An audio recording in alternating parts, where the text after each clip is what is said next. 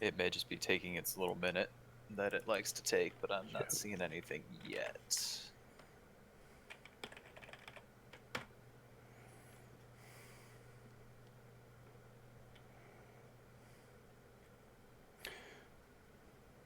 All right. For some reason, it says offline. We went online and then immediately went offline. Yeah. It says we're still live.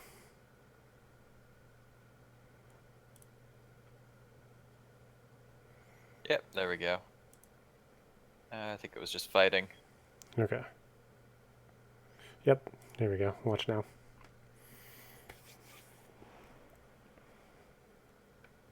So, good evening, everybody. All 0 people who are here, Yep. and welcome to Snugbeep Dungeons Inc.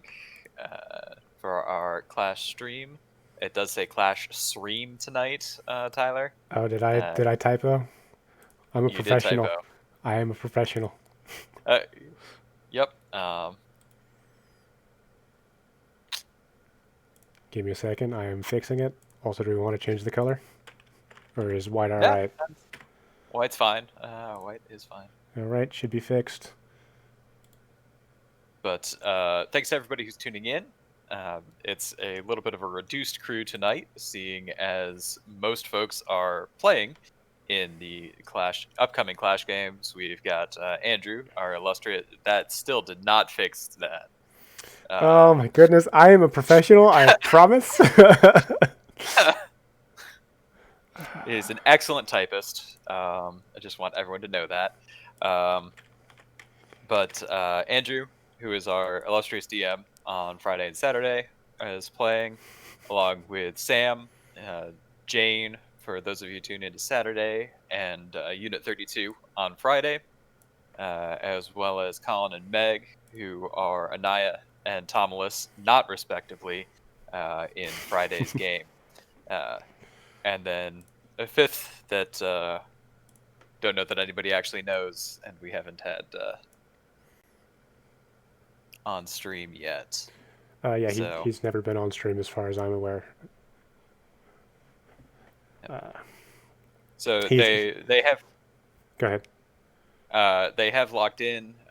They are currently scouting their first game. Maybe banning. I haven't. Might pop over and check. Mhm.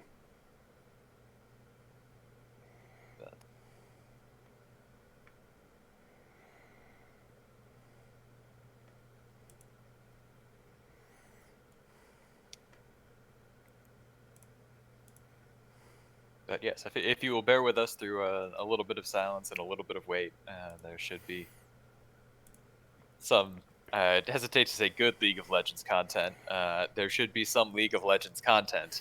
There will be some hopefully entertaining League of Legends content as our intrepid heroes attempt to climb the ranks of the Clash ladder.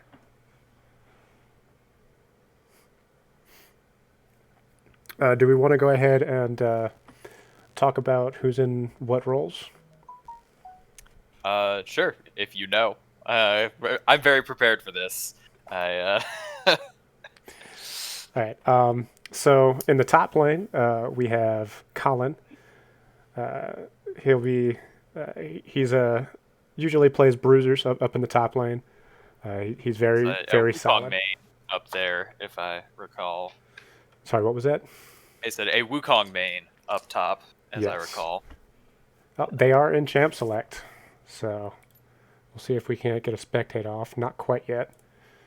But in the jungle, we have Sam, who has been maining Shyvana in the jungle, but he's been trying to spread out his champion pool a little bit in preparation for this. And in the mid lane, we've got Andrew. Andrew plays some pretty bursty mages. His Anivia has a real good score. He's a big fan of Seraphine And Zoe and Zoe. is Yes, a Lich Pin. he does have the Zoe pocket pick there. And in the bot lane, we have Aiden on ADC and Meg on support. Aiden is a Vayne main. He his vein is incredibly solid. Hopefully, he can transfer those skills over to other ADCs if necessary, as we do expect him to be a target ban Oh with that yeah, vein. I would highly expect that coming out of the other team's bans, just to get that knock off that Vayne pick for him. Mm-hmm. Uh, And also in the bot lane, we've got Meg on support. She's got a actually rather deep champion pool, although she has been playing quite a lot of Rel recently. She really enjoys that champion and does incredibly well with her. Supplanting her previous favorite in the bottom lane, Bard, who I honestly I wouldn't be surprised if we see some of that tonight, given how much Rel she's been playing recently. And yes, I agree with you on that one. I wouldn't be surprised if we saw a little bit of that. Although her Bard is a work of art as far as bards go.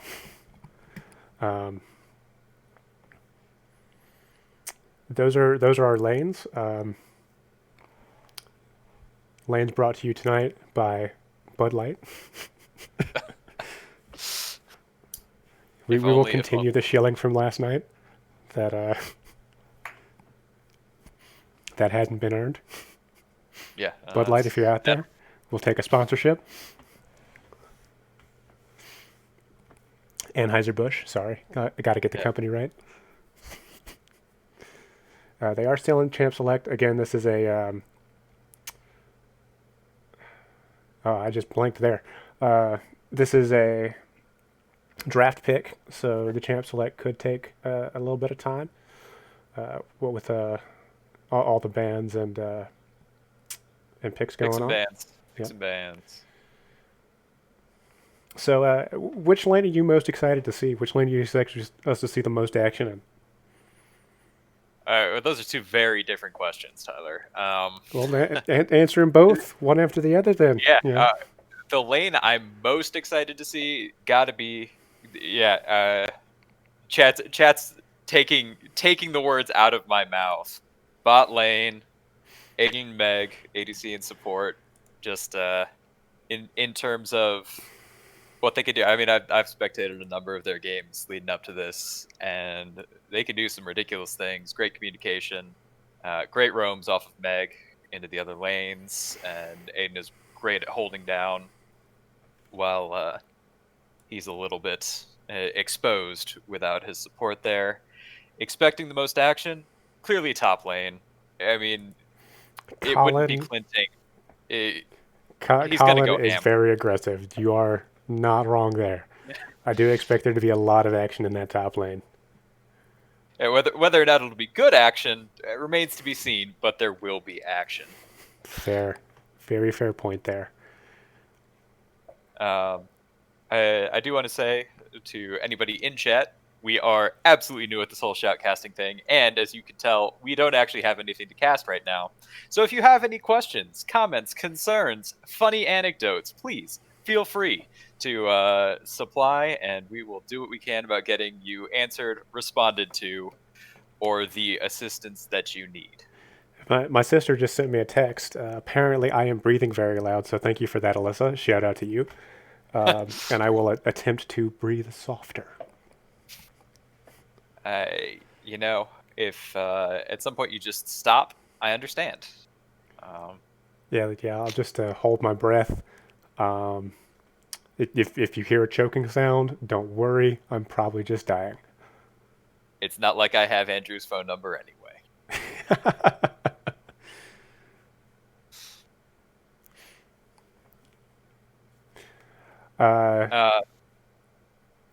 Chat just asked, what champs do we expect our teams to take?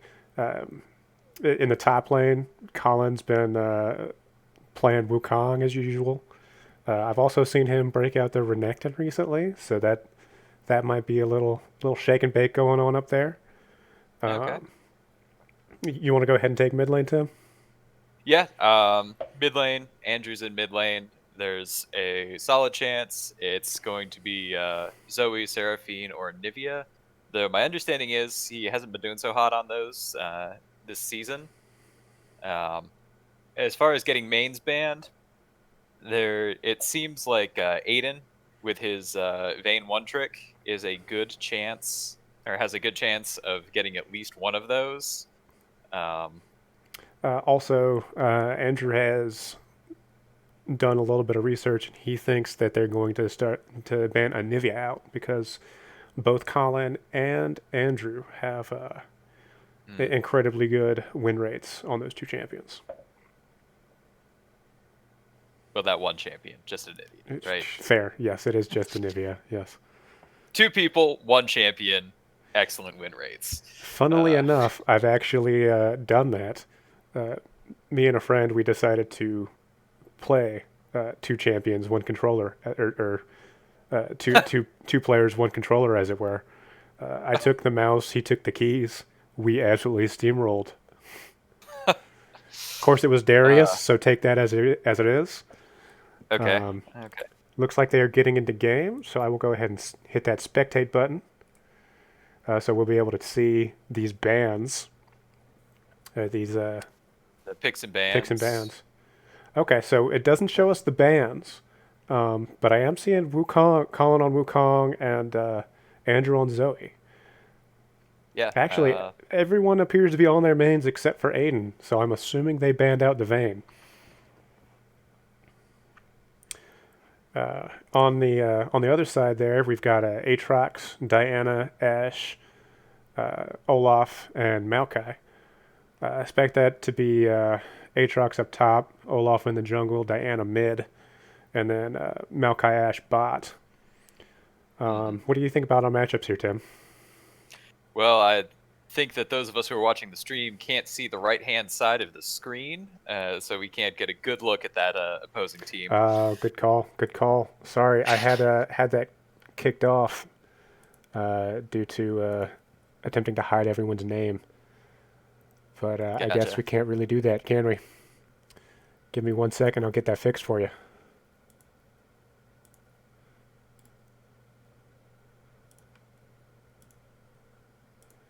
All right, it should be coming up here soon. All right, but just to get back to you a little bit, we'll start with the bot lane. Obviously, Aiden isn't on his comfort pick with the Vayne, but I know he's had some Kalista experience before. It's not going to be the end of the world there. Yes, still I do believe you're correct. It is his second main. So yeah, I mean there are a lot of similarities there in terms of mobility and wanting to stay on the move. So it's not as far removed as some of your other ADCs like Jhin or. So that should be fine. Ashe does have a pretty strong anti-escape there, just between the slows and the stuns. Kalista isn't the most escapey. Mm-hmm. And so that also the poke in that bot lane is going to be really hard with Ashe W and Maokai saplings. Yes.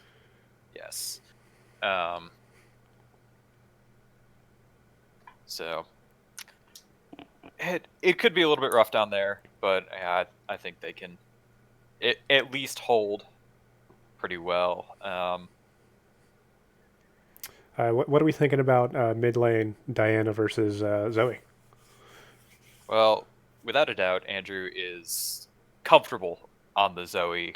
I don't know that he likes her as much as he normally does in this current meta. Mm-hmm. But with Diana being as having as much sticking ability as she does, would really help to cast this if I knew more of the ability names like across the board. But mm-hmm. With her ultimate being the dash, it's a lot easier to stick on a slippery champ like Zoe than for a less mobile champ. I am seeing a little bit of Skinergy on that enemy team. We've got Blood Moon Diana and Blood Moon Aatrox. So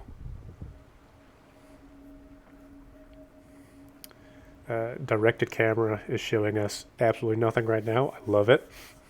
Yep, absolutely beautiful. I'm assuming people just haven't loaded in as far as the game is concerned. So we might just be sitting here looking at the screen for a second. Oh, there we go. We've got some vision. To Summoner's Rift. We have Rift Alexa talking to us, and we have people. Excellent. Excellent. Real quick, stream, I'm just gonna familiarize myself with some key cuts, or some key shortcuts.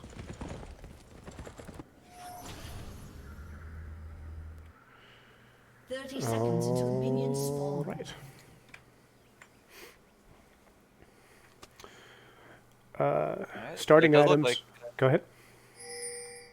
I'd say they're definitely pushing in, holding river. Or opposing team is holding river. Mhm. I don't think they're going to invade just yet.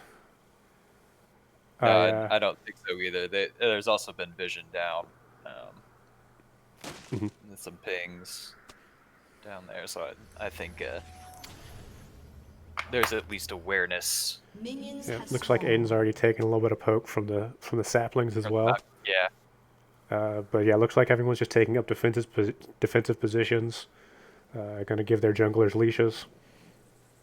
Now that Olaf gank can be pretty nasty. Yes. I expected to see him top fairly soon after his second buff. I mean, Potentially blowing the Cut. flash on Wukong. I mean, he comes in like a steamroller between the undertow, and then just the natural abilities are pretty stout early on. Plus, Aatrox has a little bit of assistance with his Oh yeah. 3 Qs, providing CC, as well as I believe it's his W that allows him to pull someone in. Yep. And our Snag V team was second back to lane, not by much. But, slightly behind there. And I do think. we will be using directed camera for the most part down here. Alright, looks like we got a slow 2 on the bot lane, slow level 2 on the bot lane. But Colin pushing up top. Nice little trade. Yeah. That's gonna be tough. Where those Aatrox views are just gonna, they're gonna build up over time, and he doesn't have the mana reliance that Wukong has. Yeah. So It will ultimately be a war of attrition up there, but I think that's why Colin started with the potion, with the corrupting potion, giving him 3 charges, Okay. helping out his mana a little bit, potentially giving him a little bit more damage on the engage. we do have a note from chat to click the eye below and keep the scoreboard up. Oh, gotcha. All right, I'll just keep it up. I was gonna leave it out to. Oh, speaking about ganks top. Yep, time has come. Yep. I'm gonna go ahead and just back it up a little bit. Take a look at the gank. Watch the gank as it happens. Yeah, just lack of vision there. He didn't have a ward down. Way too far. Yep.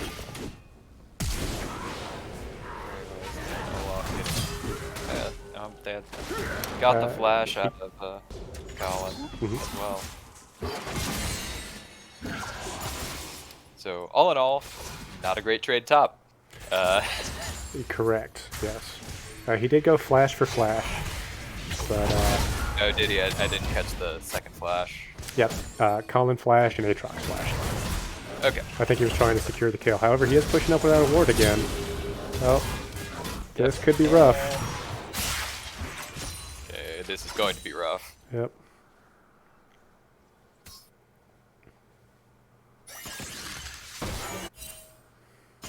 All right, Tyler. So the real question is, how does that affect your mental? 2 quick ganks, back to back, blue teleport getting back up to lane. Yeah, that's gonna hurt your mental. It also is gonna push you behind in levels, which is a big part of of the game right now. Levels are king. You get behind in levels early, it's gonna be rough to fight. Sam having some issues with chicken here. Ooh. Yep, that is not pretty.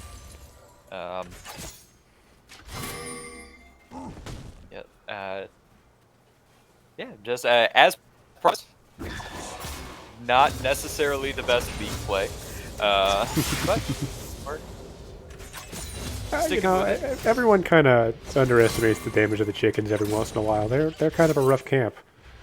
If you can't True, clear it they, quickly, it can rough you up a little bit. Didn't they almost get you on Thursday? Yeah, yeah. Yeah, that's They, what they I most okay, definitely yeah, almost got me on Thursday. that's what I thought. All right. Looks like we've got Olaf bottom. Has anybody gotten the scuttles? I see top scuttle's been taken by red. Yep, top skull has been taken by red. Looks like they're fighting over the bottom skull now. This is a bit of a rough position. Rel with the excellent engage.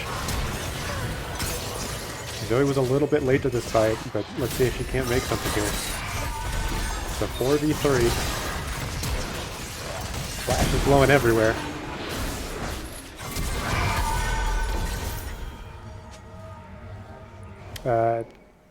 Aatrox TP down to that fight, and I think that is ultimately what Made the difference. what made the difference there. Did get 2 kills, one onto Rel, one onto Zoe. So we'll see what they can make of that.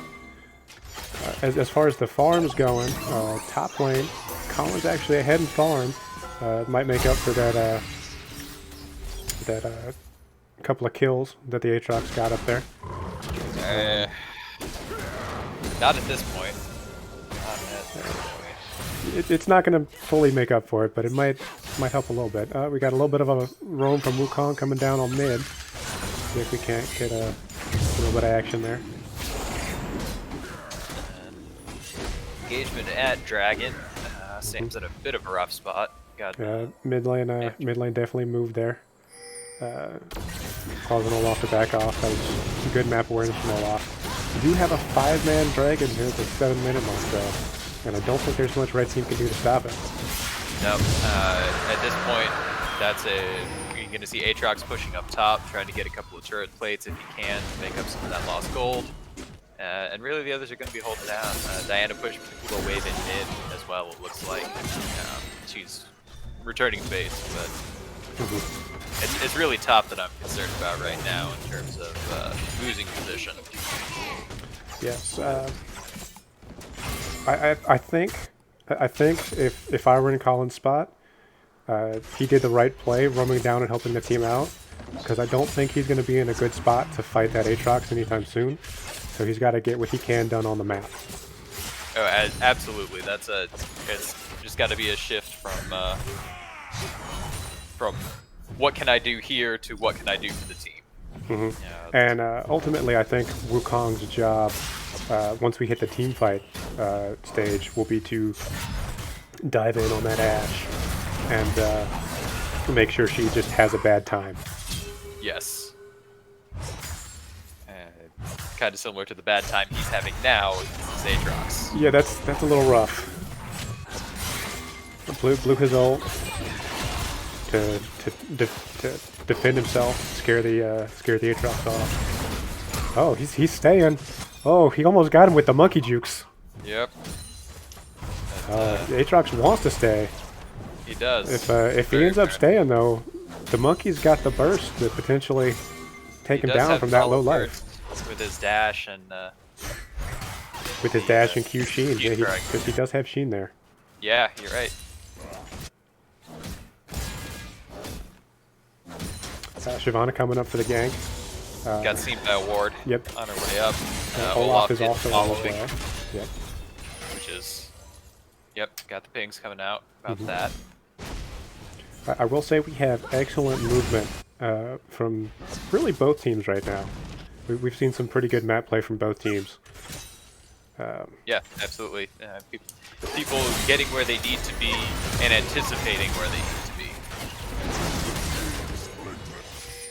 That was a nice attempt at a bait there. I think Ashe might die for it. Oh, No. just barely gets out. That's, That was an unfortunate level 6. yes.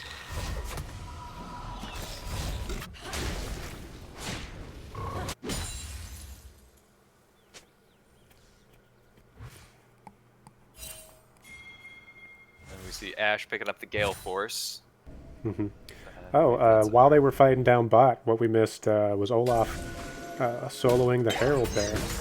Getting a really early Herald. I will say, it's one thing I'm noticing is red team getting an awful lot of pink wards. Definitely trying to keep and deny the vision. And it's working for him so far. Especially up there in that top lane.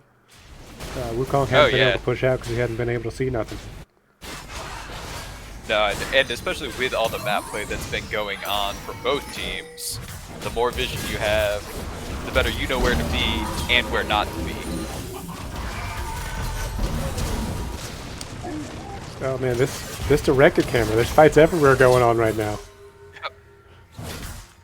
Looks like a disengage in the top lane. Both fighters are going to return to their corners and Yep, both ults were lick blown their up there. wound. Diana's playing we do a have- dangerous game right now. Okay, she's backing off. Yeah, but Olaf is in with Shelly. Yeah, Gonna that's, pop that last bit of tower plate and get the plate gold and first turret. that's a huge gold swing up there. Dragon spawning in, I believe 30 seconds.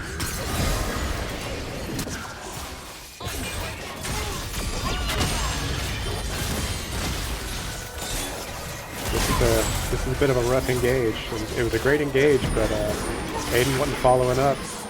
Didn't have the damage there. Yeah, but we do have Colin coming in. I don't know how well it's going to turn out. Unfortunately, just the CC from Maokai just peeled him off too much. Maokai CC is very strong.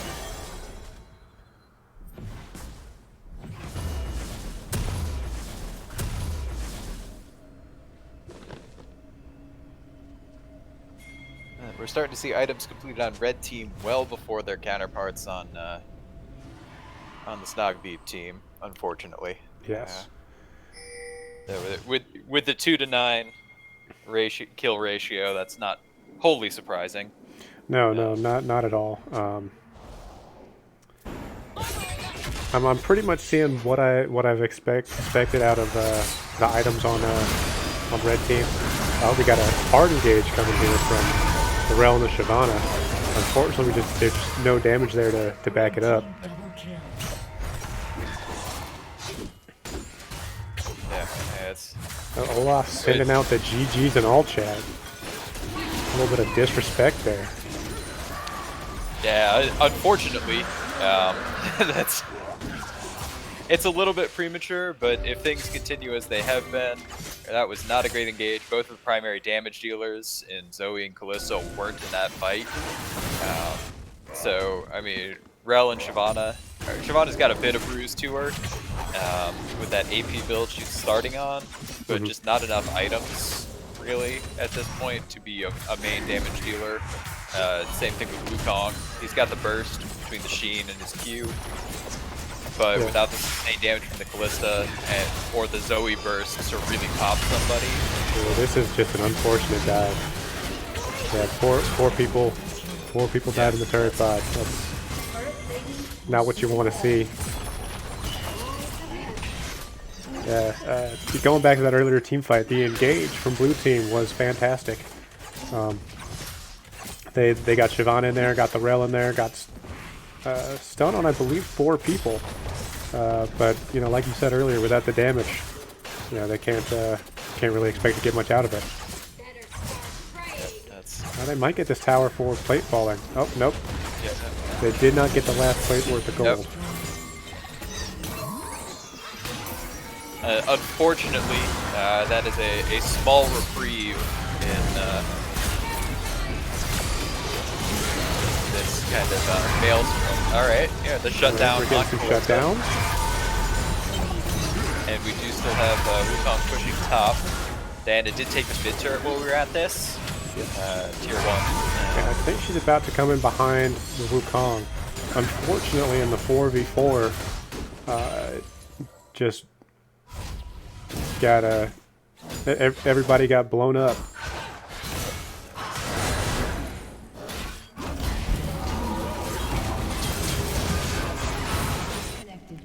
Uh-oh. Killing spree. We have a DC on the red team. And it is their Ashe who was rather bad. Yep, carrying. But if you take a look at Olaf and Aatrox, the 606 Aatrox, 4-1 and 5 Olaf, not a 5-1 and 9 Ashe with 106 farm, but still, yeah. And here we see the surrender vote going out. Oh no. That is unfortunate. Yes, I do agree with you. It's not exactly the one you want to leave, but a 4v5 is a 4v5. A lot can be gained off of that, even if you're behind. Well, I don't know if you noticed, but the Ashe did reconnect. Just yeah, as, right there at the end, right as it was falling out. That's right as the FF came through. So not how the first one was hoped to go, but the real question is, does the mental stick with them, or can they breathe in, breathe out, reset, and move forward into the next game? Well, they will be going going to the losers bracket. This is a double elimination tournament with single games. It's not a best of 3 format, just a single win, single loss. You get what you get. I will say though, they need to. From what I saw, there was a little bit of miscommunication going on, especially with the engages. And the map movement. Mm-hmm. Who is there for the engages? The engages were great, but the follow-up wasn't always there. Honestly, it is hard to choose to surrender, but it's probably the best move here, because all that was going to do was snowball into frustration. Get out early. The next game won't be starting for, it's going to wait until their opponent is determined through losses in the rest of the bracket. Mm-hmm. So, take a minute, step away. Take a breath, maybe get some water. Exactly. I agree with you. And while I am loath to forfeit a match, sometimes it is just best to cut your losses there. I mean, even if looking at the level differences on this splash screen here, mm-hmm. Yeah, it's not. I would like to talk a little bit about team comp here, specifically champion synergies or team fight synergies here. Looking at the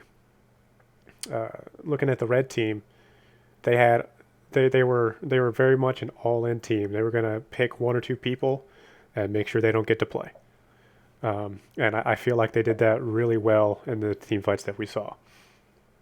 Yes, it's one person, move on. One person, move on.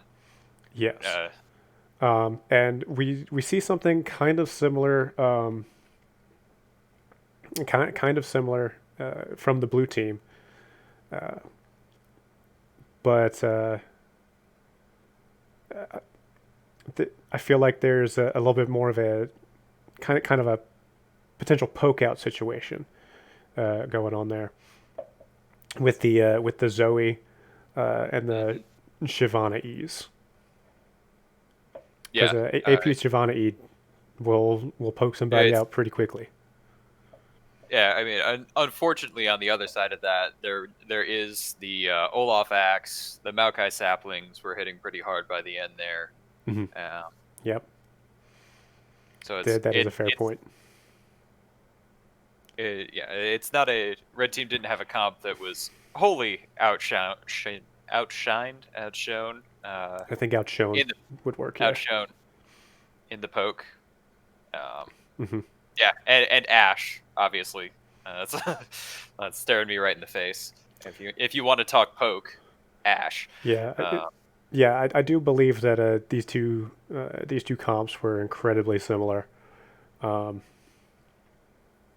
and it just came out to who gets ahead early. And unfortunately, in this case, it was the red team that got ahead early Yep. with that those early top ganks and that early team fight where the TP from Aatrox came in really strong. Yep, yes, a little bit of overextension in the top lane. It puts him behind the teleport. That teleport gives Aatrox the advantage to come into the team fight down there at the bot lane, and it really just snowballed from there. Mhm. Um, And which I, for Colin to Colin is to kind of put a little light on here. Colin is not feeling very well today. He was sick earlier today, so for him to be here and be playing with the team really shows some fortitude from him. But yeah, that might be affecting his gameplay just a little bit. Maybe his reactions aren't as good as they were as they usually are, or maybe he's not quite thinking too clearly for yep. some of these fights. So we'll see if that continues to maybe potentially be a problem. In all fairness to the team as a whole, once it does start snowballing like that, it can be very hard, especially with these updated with the item update, which not a new item update anymore, but yeah, when one item is giving you stats on every item, Yes, it that is. power spike is a lot harder to deal with than previously.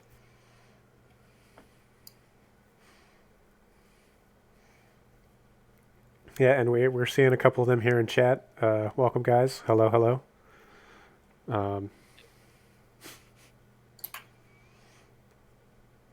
Yeah, that was a rough one, you guys. But I fully see you guys. I think you guys can come back, get your mental back together.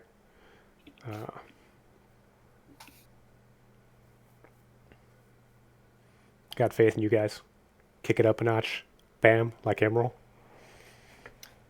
All right. It looks like we do have Andrew joining us for a little bit in I'll between come games in here. for a fun little post-game interview. Hey, Yeah. Andrew. How you doing, man? So, what were your thoughts on that game? It definitely seemed like y'all got a little bit behind early, and it just kind of snowballed on you guys. Yeah, bot lane got, or not bot lane, top lane got very heavily focused and kind of went out of control. Granted, expectations were a bit low after the scouting phase. Why do you say that? The majority of champions we were playing against had over a 60% win rate. That's That makes kind it of hard rough. to ban. Yeah. That makes it very hard to ban. It does. Aatrox was one of the ones we had actually planned to ban, but we weren't sure we needed to do it in the first round. Apparently, we did. Mm-hmm. Something I will mention that I noticed with the top lane situation, Colin was pushed very hard up with no vision at all, and when he came back, he did not ward. I don't know if if it was on cooldown or what, but vision definitely hurts you this game. Definitely hurts you guys. Mm-hmm.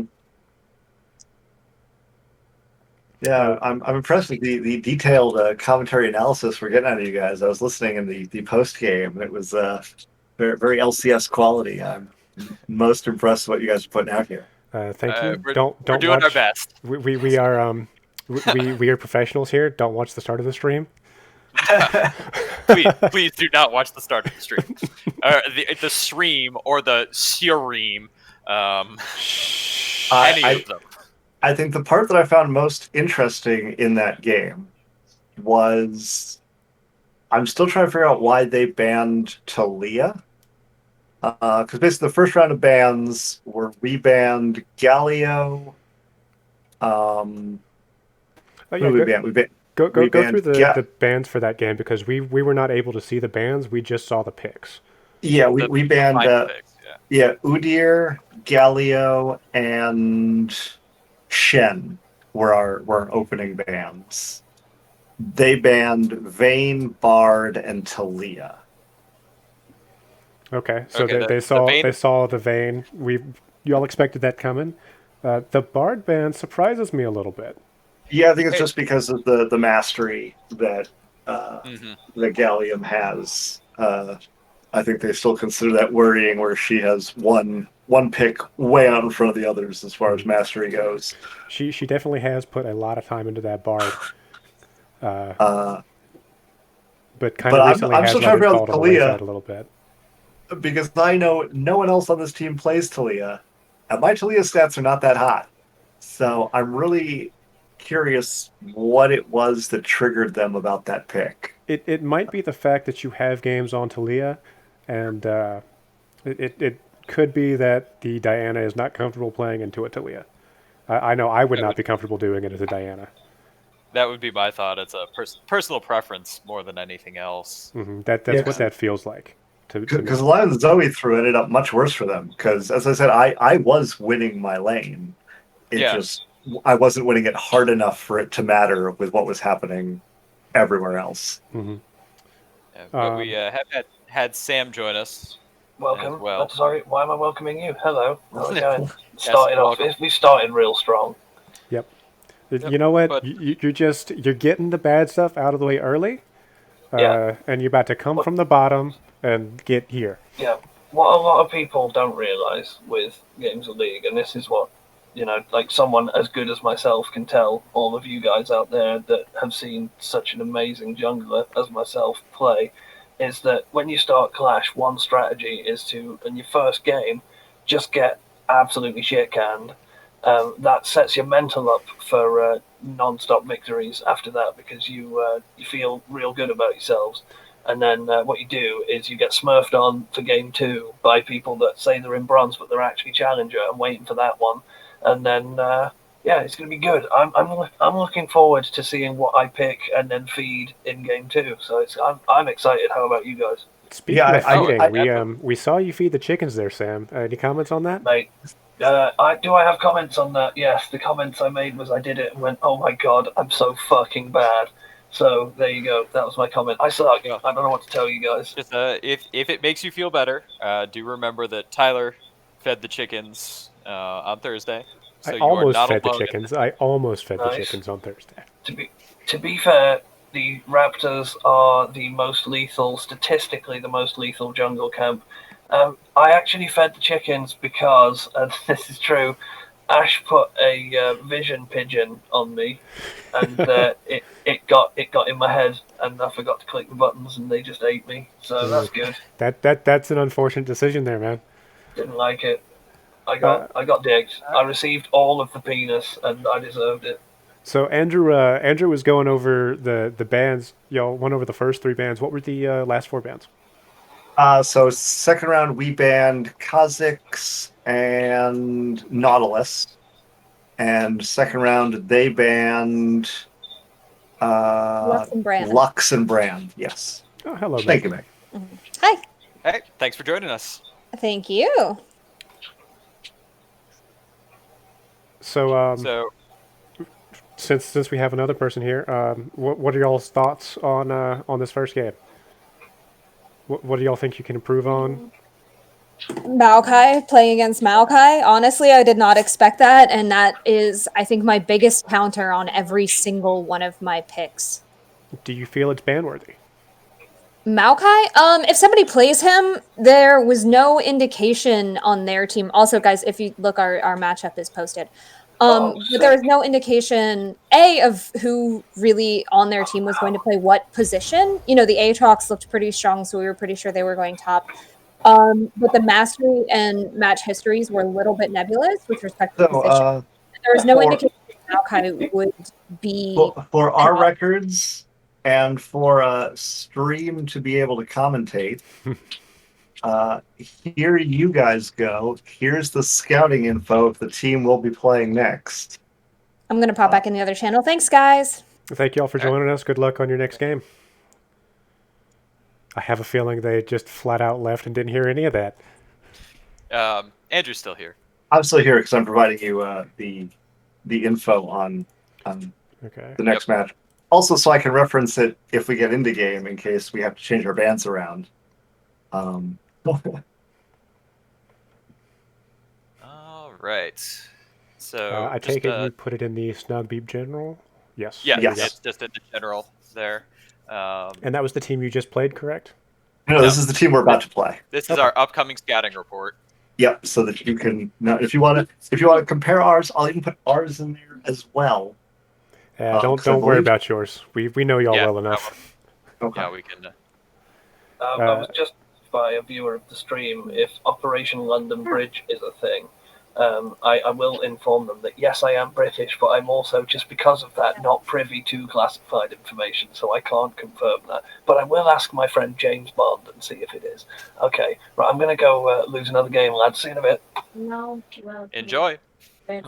I'll go back over to them so we can get our discussion on. But keep up the good work. We'll reconvene after the next game. Sounds good. Good Best luck. of luck. Do well. We're rooting for you. All right. All right. So it would be a little too much work for me to show this on stream.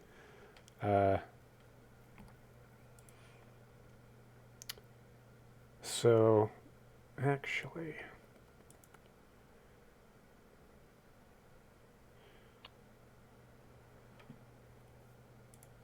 Now, interestingly enough, just looking at overall mastery, none of the people on their team look to be a mid main. We've seen a lot of people who play top champs, or traditionally top champs. Mhm. One with the jungle focus, one with the support focus. yeah, both Sir Benji and Susan's Wrath seem to be top laners. Yep. Bao Win is going to be the jungler, most likely, based on really all of the stats we're provided with here. Mhm. Then Irene. That's probably Irene does seem to be the support. But I am seeing a very large trend towards top lane in the other three. Potentially with Deeropotamus being the top laner, or sorry, not the top laner, the ADC. But as far as the mid laner, I'm not entirely sure which one between Sir Benji, and Susan's Wrath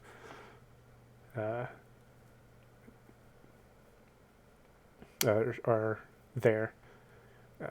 Although Sir Benji seems to have put quite a bit of time into the game on quite a few different champions. He's got 400 mastery and not a lot on any one particular.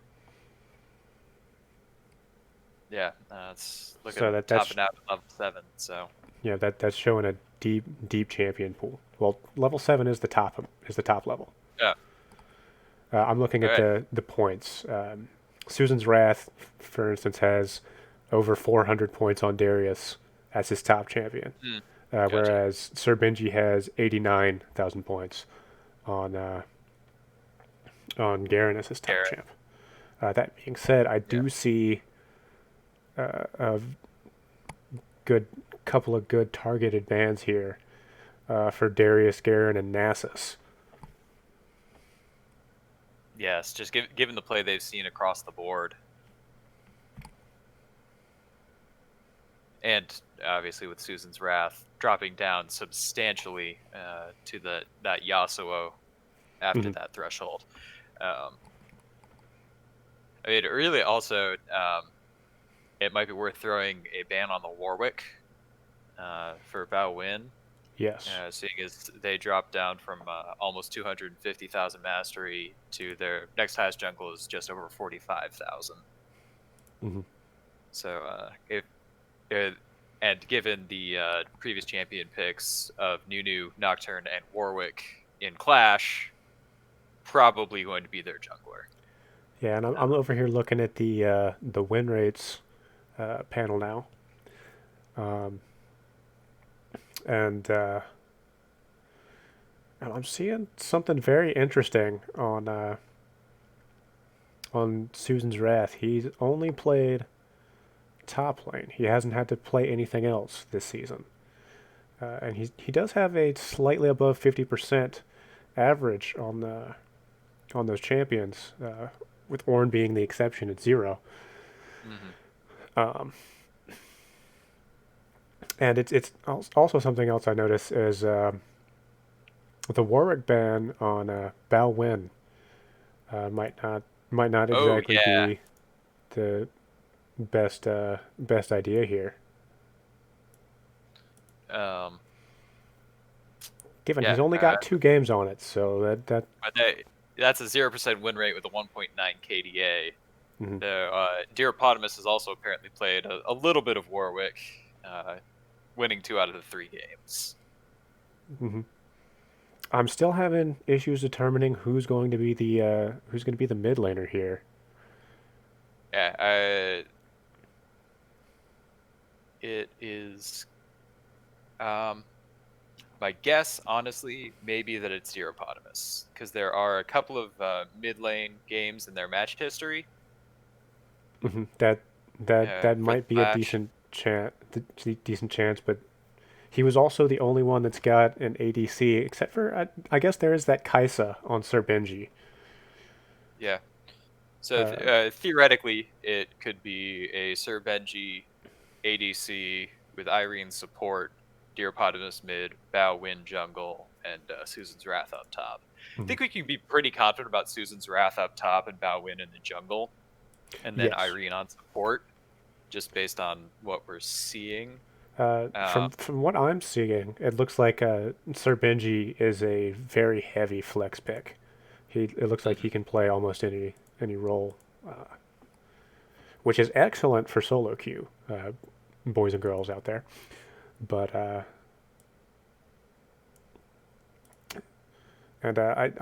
I personally believe that it's also a great choice for team play. Oh, absolutely. Especially not even if you need to flex between roles, but being able to flex within a role is a great asset.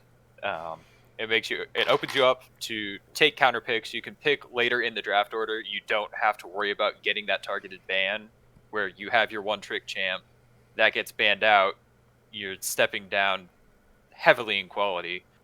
When you do have that broad, deep champion pool, you can pick last and still be a strong contributor to your team. Not that you can't without a deep champion pool, but it does make it a lot easier. Mm-hmm. Yes, most definitely.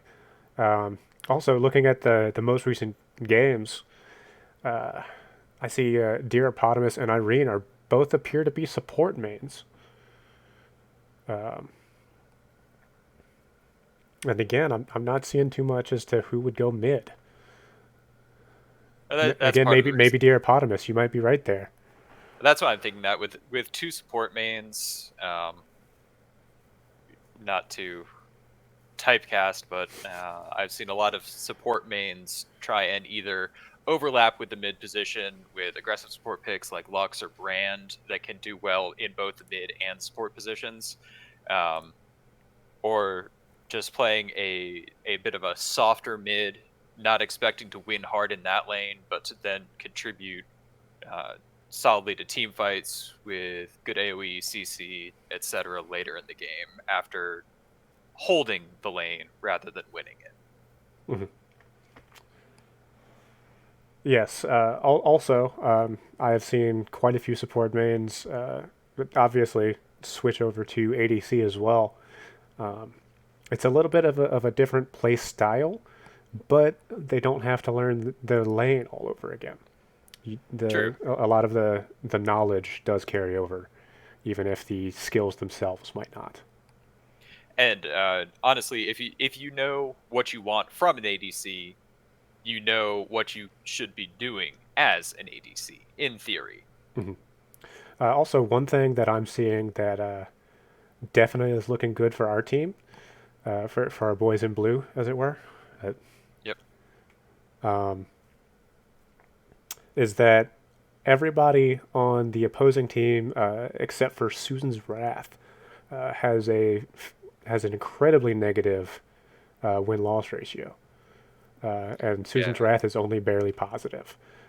We have um, There's a the ban list coming through from our team over here.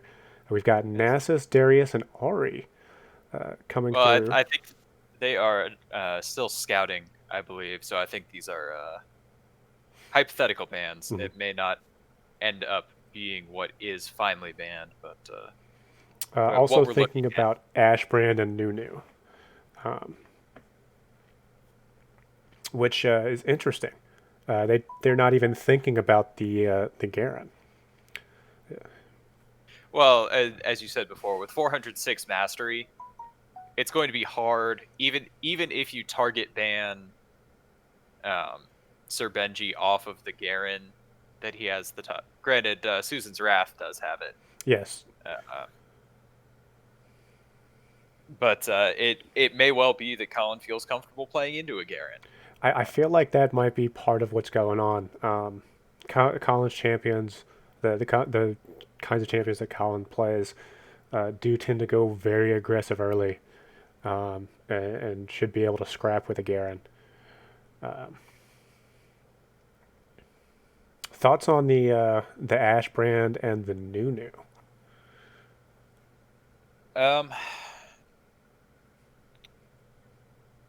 Oh, the Nunu is clearly a targeted jungle ban. I'm trying to. Bao Win does have a 50% win ratio on the Nunu with a 4.4 KDA.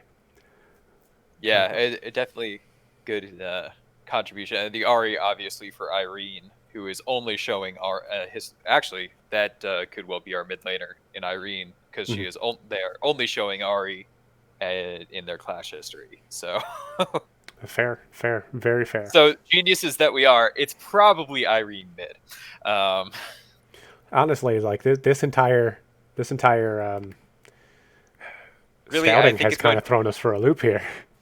I think it's going to be five people playing supports in the bot lane, and the top two lanes are just going to be shoved. Yeah. Well, they are in Champ Select now, so we will be joining them shortly here, hopefully. But yeah, the brand. Thoughts on the brand potential selection? Because I do see that Benji has a 80% win rate on him. I think it really is the 80% win rate, 4 out of 5 games, and a good brand is not a fun champ to play against. And the KDA isn't particularly great, but in the hands of a variety player like Sir Benji appears to be, he's got a lot of time in, which we all know time doesn't necessarily translate to skill, but it certainly doesn't hurt. Mm-hmm. And so if you're running a champ like that, yeah. I'll tell you what time does translate to. Time does translate to knowledge. And with team-based games like this, where you have communication with your entire team via comms, as opposed to text chat, that knowledge can come in clutch. Very true. And Chad is pointing out that brand is hard to deal with in support, especially if it's playing with a Rel or something like that. Even a Bard is difficult to play support into brand. So they may be trying to avoid that flex there. Yeah, this has definitely been a very interesting team to try and suss out. I am very much looking forward to getting into game and seeing how absolutely bloody wrong we are about everything here. Except for Susan's Wrath being top and Bao Win being a jungle. Aside from that Xerath mastery that scares me a little bit, I'm pretty confident on those two calls. Yeah, and I'm also surprised that Xerath wasn't even thought about in the bans. Considering he's been all indications, or all signs point to him playing jungle here. So there's no need to waste a Xerath ban on that. That is fair. That is a very good assessment there. Yeah, he does have only jungles in his match history. So only jungles in his match history. The mastery, while high, is heavily down from where his Warwick is, and so that says to me it may be an old favorite, but he's been moving into the jungle role either for this clash or just more in general. Mm-hmm. I will say I'm surprised by the potential Nunu ban. Nunu is actually, now that I think about it a little bit more, I'm not surprised by that as much as I thought, because Andrew does seem to have a bit of a hate boner for Nunu. That does. I mean, personal preferences are always going to be have a big impact on bans, because gotta say, I don't play frequently, but when I play, I typically play top lane, and I am absolute trash into a Darius. Absolute trash on Darius, but also absolute trash into a Darius. So that's fair. My personal hate ban is Mordekaiser. I don't particularly enjoy playing him. Don't particularly enjoy playing against him. So I usually ban him when I'm in the top lane. I'm also a top lane main, boys and girls. Although I have a little bit more spread on my roster than. I'd say you've got some decent jungle flex. Say I'll shift down into the mid lane if I have to. That's not too terrible, but just put me on my island and let me be. That's all I ask. Yeah, I used to play a lot of Anivia, but I haven't really played her haven't really played her much since the reworks tour. As we have quite a few mid laners in our play group. All right. Looks like we are getting picks and bans in. I just posted some bans. I was going to make sure you guys saw them. We did indeed. Appreciate it. Oh, and she's gone. So bans coming out of our team. First round bans are Nocturne, Nunu, and Ahri. Mm-hmm. With the other side banning Rel, Wukong, and Zoe. Not a surprise after this previous game. We did get the first pick Vayne this time. So that was nice. Yes. Followed by Mordekaiser and Taric in the top and support positions. Then we are looking at Anivia mid and Vi in the jungle. Mm-hmm. We also did see a Darius and Nasus ban out of our team, and a Master Yi ban and a Rammus ban. Both of those confuse me a little bit. Makes me think they weren't exactly thinking. And they are in game, so I'm going to go ahead and get the spectate up real quick. All right, I'll go ahead and finish up team comp. For the opposing team, we've got a Tryndamere, Kai'Sa, Brand, Warwick, and Quinn. So, as far as mid, are we thinking Quinn mid, Tryndamere top, Warwick in the jungle, then Brand support for Kai'Sa down bot? Mm-hmm. Yeah, I believe that that does seem to be the plan. You got to be really careful with those Quinn mids. They roam really, really hard. That's a lot of map pressure they have post 6. So we are getting names now, as you can see on stream. We were right about Susan's Wrath and Bao Win probably being top and jungle respectively. It's like we've got Sir Benji on the ADC down bottom with Deeropotamus supporting on Brand. Yeah. Benji was the one with the Brand games previously, so hopefully his skill on Brand is not indicative of his team's skill on Brand. Yes, I did see some Kai'Sa games from Sir Benji, so that is a champion he does appear to be at least a little bit proficient with. Familiar with, yeah. Speaking of proficiency, I'm seeing quite a few comfort picks from our boys in blue. Yeah, I mean, the one that stands out to me the most, obviously, is Aiden on Vayne. That is the comfort pick to end all comfort picks. They led that through to him, and Maybe they feel like they can deal with it. Well, the short range of Vayne compared to the long range of Kaisa, I can see why he might be comfortable playing into that. Vayne does have short range for an ADC relative to Kaisa, especially he can build an AP Kaisa down in the bottom with Quinn mid supplying the AD along with Tryndamere top. Those are some pretty solid AD powerhouses. If he runs AP Kaisa, and I believe it's the W, you just throw those long bombs, you can outrange Vayne substantially all day long. So here's a little interesting. I've got a secondary application for game scouting in the background, and it is showing that everyone on the enemy team got their main role. So potentially everyone has switched up their role for this season from what we were seeing in the scouting. Yeah, it could be. It's not totally far-fetched from what we were seeing. It does all fit in. Especially, we've got Irene theoretically playing the Quinn mid. They had the Ahri 7 games on Ahri, and that was it as far as clash history. So my guess is they sit mid when called upon.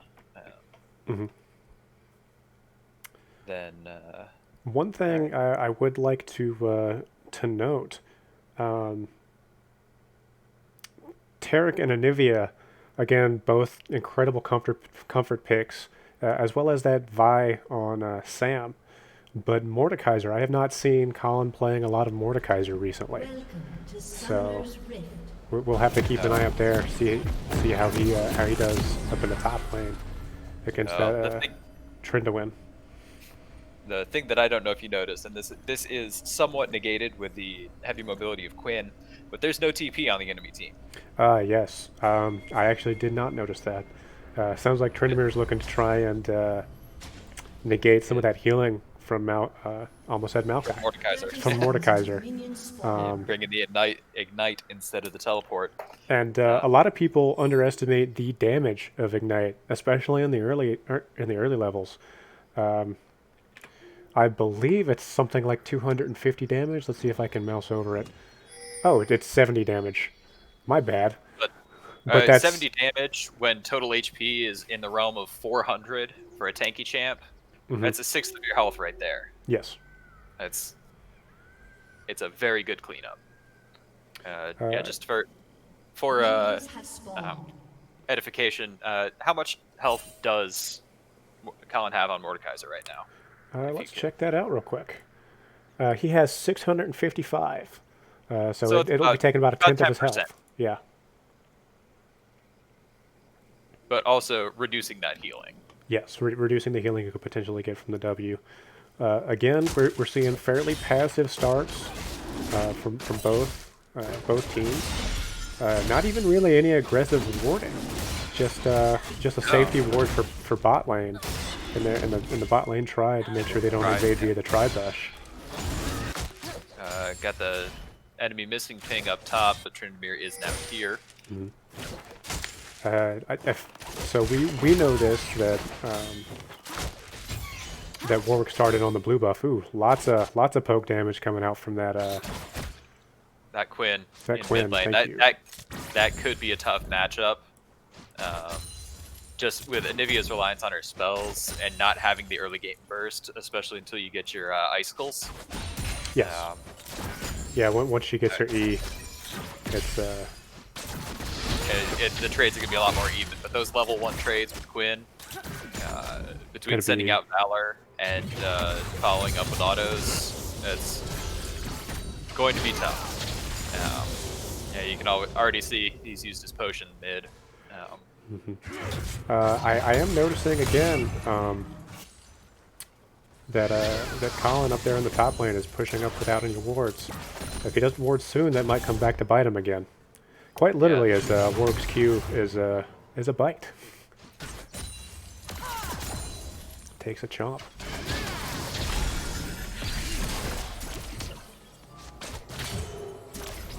That being said, the same thing is happening mid with the enemy.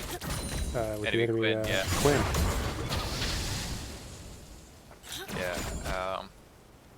Though personally, I like Quinn's disengage a lot better than I like Mordekai's. These Yes, early levels. especially in that long lane. Oh, and Yeah. here we see. Okay, he did get that ward down, so Warwick is coming top. Yep. And if Colin's paying attention to his map, he should be backing up soon. Oh, he's not. He is not paying attention. There comes the careful ping. Or no, the assistance ping from the red team. Yep. And we're going in on that. And there goes the flash from Mordekaiser. That is a successful gank there. Yep. Early ganks like that, it's not necessarily the kill. That 5-minute cooldown on flash, but we got Vi We coming got a in. counter gank here. Got the flash All off right, the. flash on. Yep. Flash off the Warwick. As we were saying, a successful gank, getting that flash, especially on those fairly immobile champs like Mordekaiser and Warwick that don't have dash or anything else that will get them over a wall. And They are limited to walking away. Yes. And they did do quite a bit of damage to Mordekaiser, but with his W, he will most definitely heal that up fairly quickly.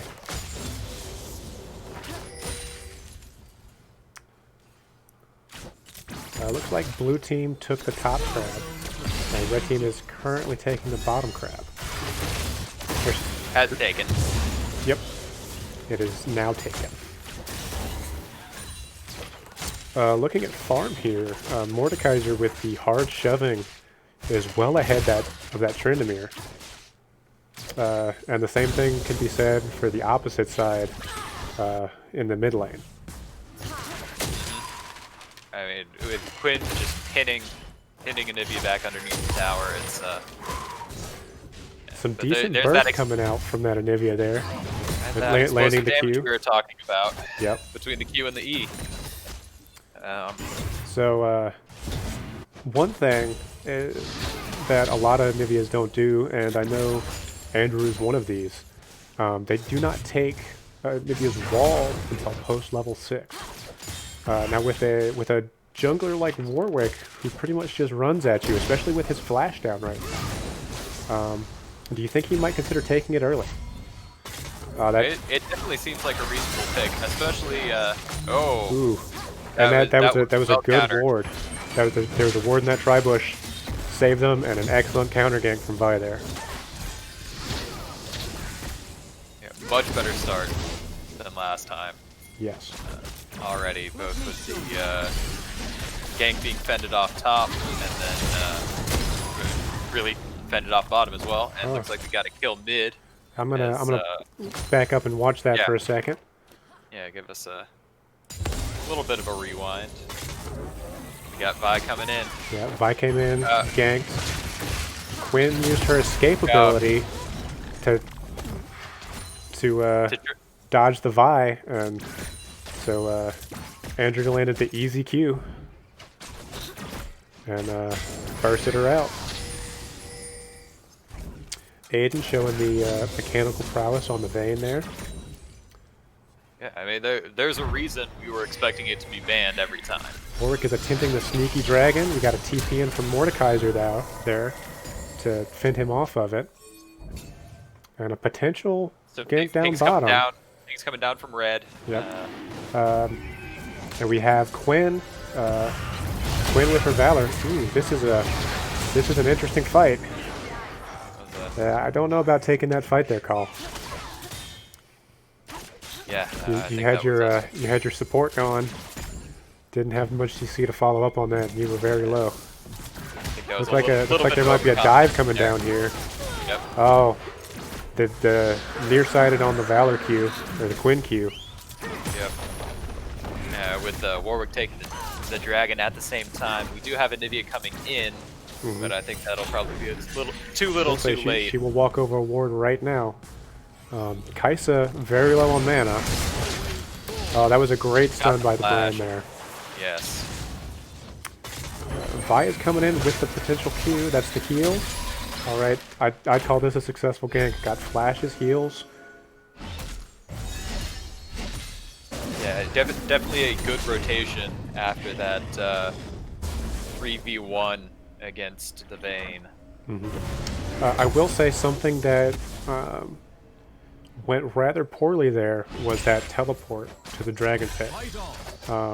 Did a good job of scaring the Warwick off, but it allowed Tryndamere to catch up and get ahead in both creep score and experience.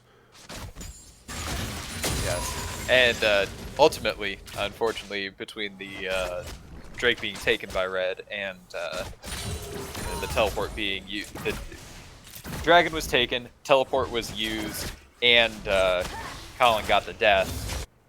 Mm-hmm. Was it the right call? Remains to be seen, but a little action going on in top lane.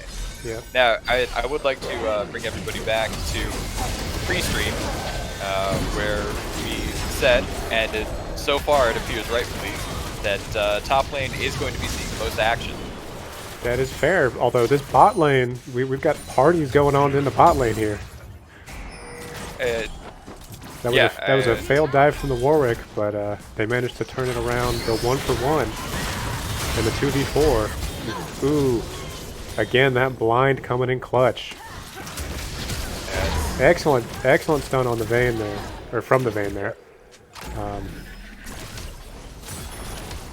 Double buffs being passed around. Yeah, that's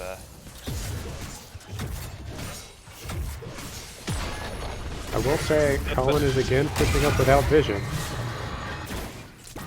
Getting a good bit of poke out though on that Tryndamere, but Tryndamere can also heal up with his Q, so. Yeah, he did get a turret plate while he was in there as well, so that may well be what he was sticking in there for. Mm-hmm. And Tryndamere might be calling for a gank. He's standing awfully still up top there. He might be typing out to his team. It doesn't appear to be the case, considering we can see chat. Well, the only thing that we can see as spectators is all chat. We can see pings, though. We can see pings, yes. We can see pings and we can see all chat.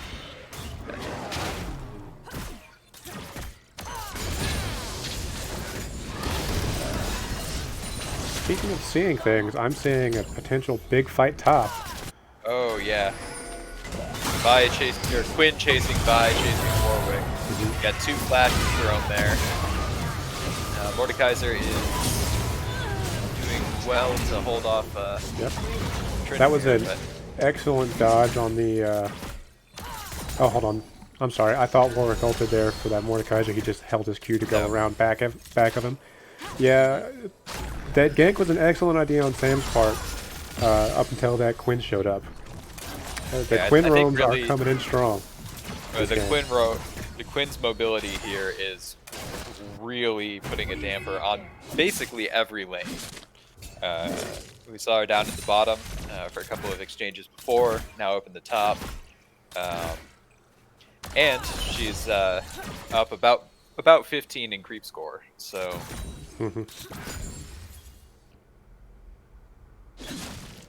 I will say I am kind of seeing a bit of strategy coming out for this red team. They seem to have seen the comfort pick on the Vayne and decided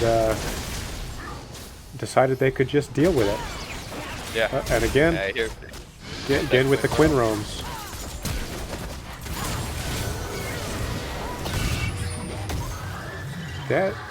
That was an interesting dive. That was an interesting choice on Quinn's part. Yes, it was. I don't know about this fight that's being taken. We do have Mordekaiser roaming down, but Warwick is very tanky with his Q in the red buff and his passive.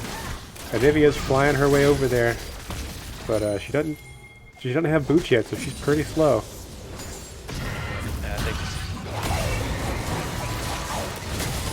That suppress under turret is and the Tryndamere ult as well. That was an excellent wall, but I don't think he'll be getting too much from it. No, he's really just getting the disengage there, making sure that Tryndamere and Warwick weren't following up on him. But now we're starting to see more items coming through on red. We got Kraken Slayer on Kai'Sa, Sunfire Aegis on Warwick, Quick Blades on Tryndamere. Yep. And once again, it's looking pretty barren for For our boys in blue. Yep. the Those extra kills really coming in strong. Yep. Ooh, unfortunately, not quite enough time for the Terra Cult to come down. Getting the exhaust. They get the stun here. They get the kill. Yep. That was well done by Meg to make sure he got onto Vi instead of the support Tarek. Unfortunately, while the jungler is topside in that top side of mid lane, the enemy team is taking Dragon. So a little bit of a trade-off there. They did get a fairly large shutdown off of that Quinn though. Yes. Tryndamere appears to be. He's starting to hit his stride. Yeah. That's the thing with hyper carries like Tryndamere is they will eventually just hit a point where Hyper carry. they decide that they want to fight you, and there's not too much you can do about it.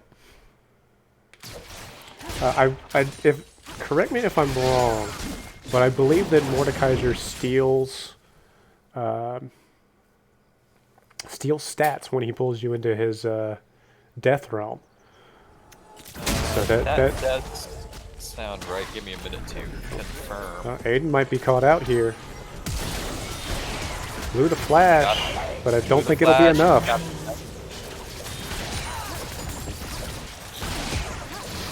Yes, you are correct. The Realm of Death does steal 10% of core stats for the duration.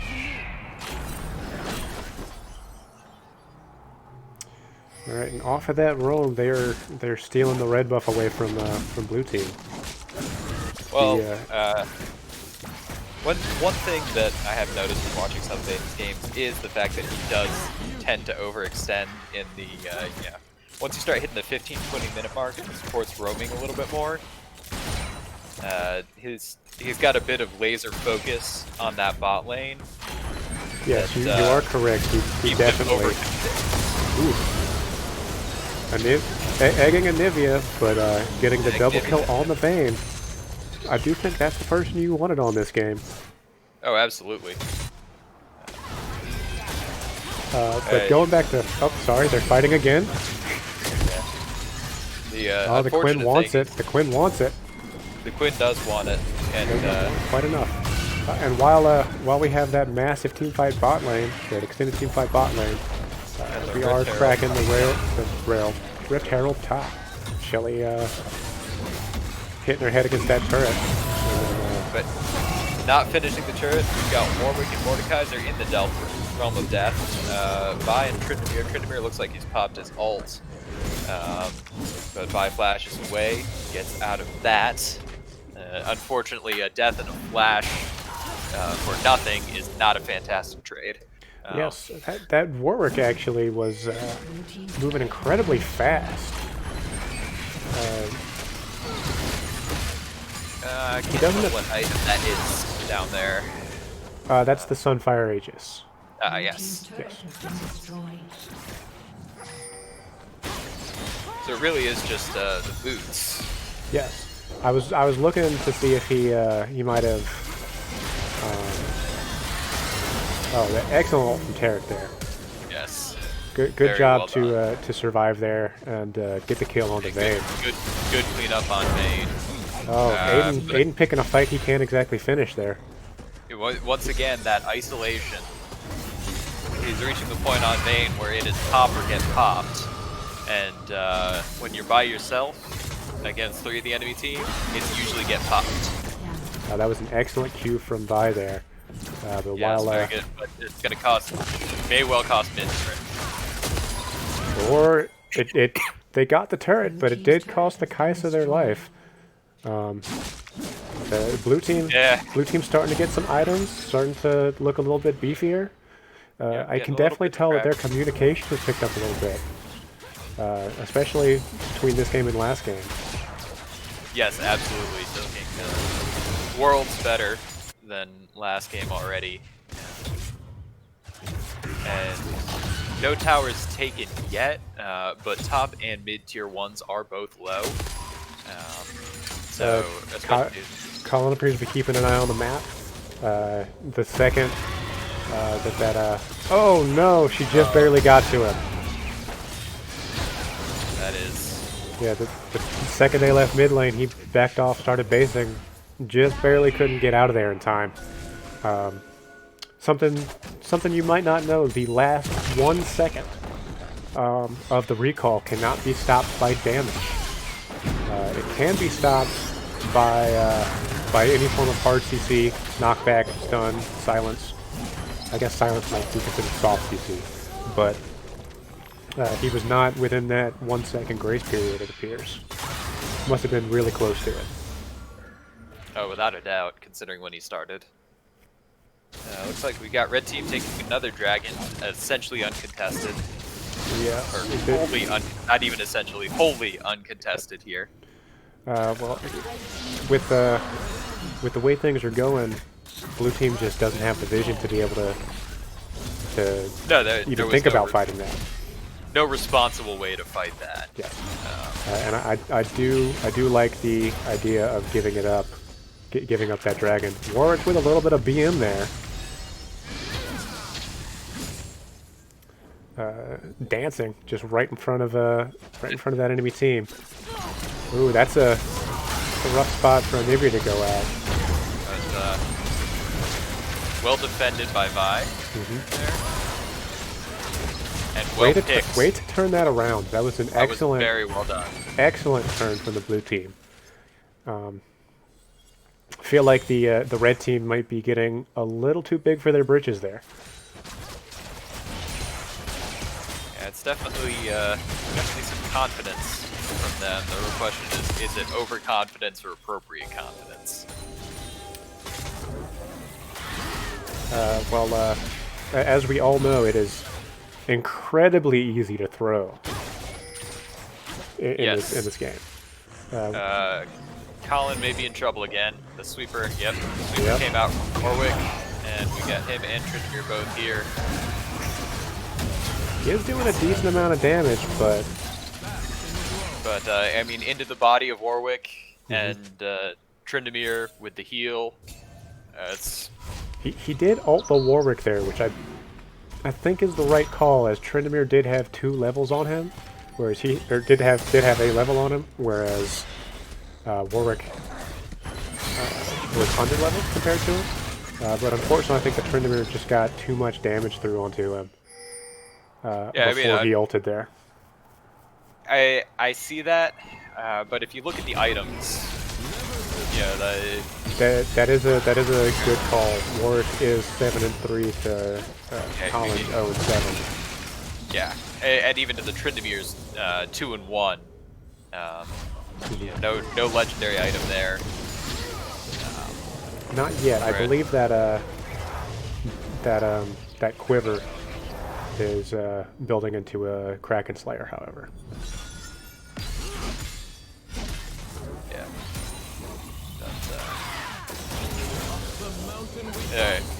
Yeah. Just to say, the items are definitely Warwick's items are definitely stronger at this point than Tryndamere's, even though Tryndamere had the level of 2. Yes, there's definitely a massive item disparity there. That was a very nice stun off the Gallium. Yes. Just poking through the wall there. Just dead.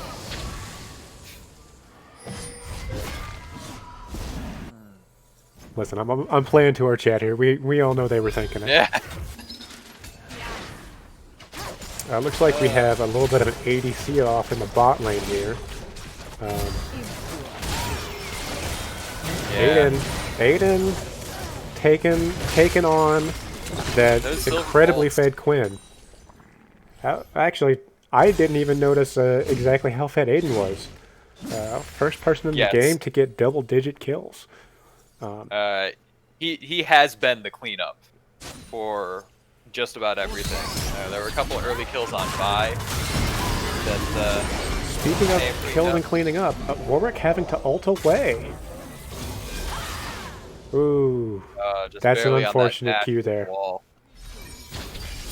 There is potential for a Baron now that Warwick has the back. It's going to be tough. Kai'Sa's coming up. I do see them trying to push and get this tower, get a little bit of wiggle room, and get their first tower. Aiden is also coming up towards that top lane. Looks like the team's called for them. Quinn, however, appears to be going towards the bot side, so we might be looking at a potential 5v4 situation here. Warwick is headed down there as well, it appears. I think Warwick might be attempting to set up for the next dragon, as I believe that puts them on soul point. Yes. If not, just flat out giving them soul. So with Warwick in that bot side, that was a nice spin away from Trimmer there to get out. The walls have not been clutched so far, Andrew, unfortunately. There we get that long-range Kaisa bombardment. Andrew over there tanking the Baron after Brand aggroes it. Smart play on that Brand's part.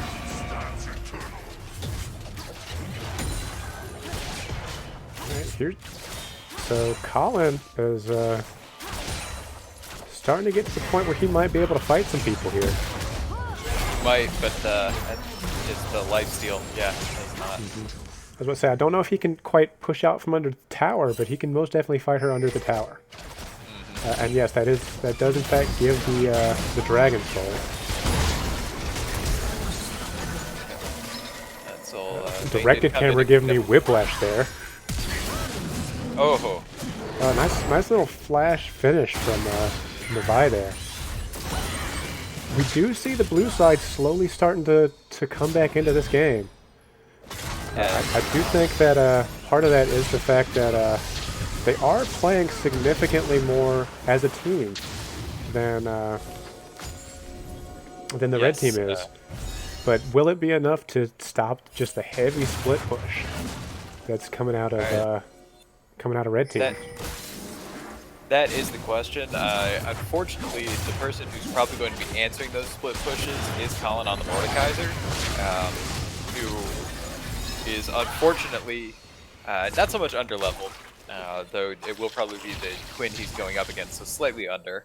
But the 7-8-1 stat line to Quinn's 7-8 or 0-8-1 to Quinn's 7-8 and 5 puts him at a solid disadvantage, especially we're on tier 3 turret in bot lane, and in mid lane, and then tier 2 in top lane. He's going to have to hold dearly to those turrets. Also, something that I'm noticing, you said that Kaisa could potentially build AP. She has not. Everyone has gone AD. Oh, that is unfortunate. In the ult trade, Tryndamere just barely wins out that one. But Colin is hitting the point where he can fight these people. He has built exclusively armor. But that being said, Brand does have the potential to hard carry a team fight with a good ult.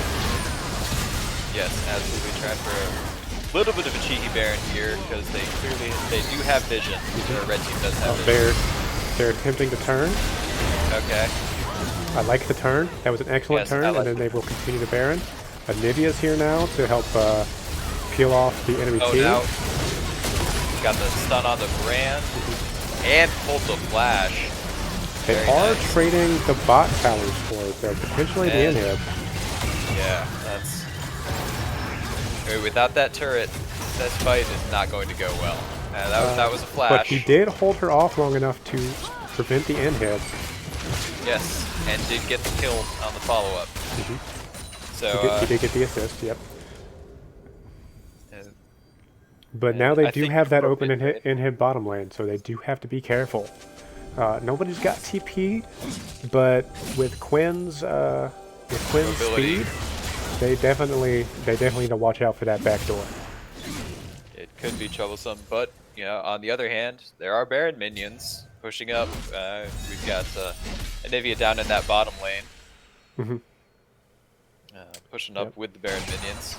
And to kind of point out how this game has turned a little bit, blue team is starting to get vision not only in the river but also in the red team's jungle.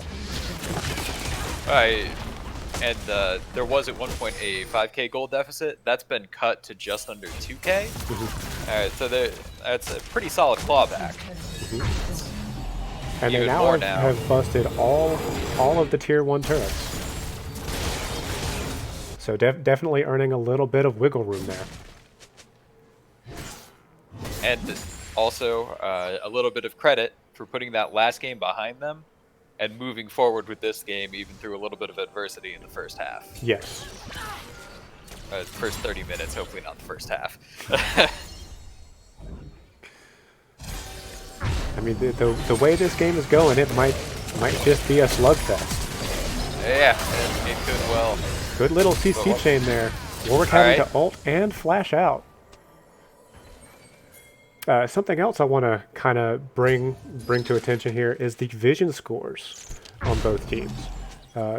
In general, the vision score on the blue team is higher than the vision score on the red team, and I think that might be a large reason for this comeback. Red team has been slacking on vision outside of Warwick. Knowledge is power, especially in a game like this where it is very close, and the getting the picks is going to be such a key piece of the play. Bit of a questionable gauge there, but if this Taric goes all goes the off, Taric might do it for them though.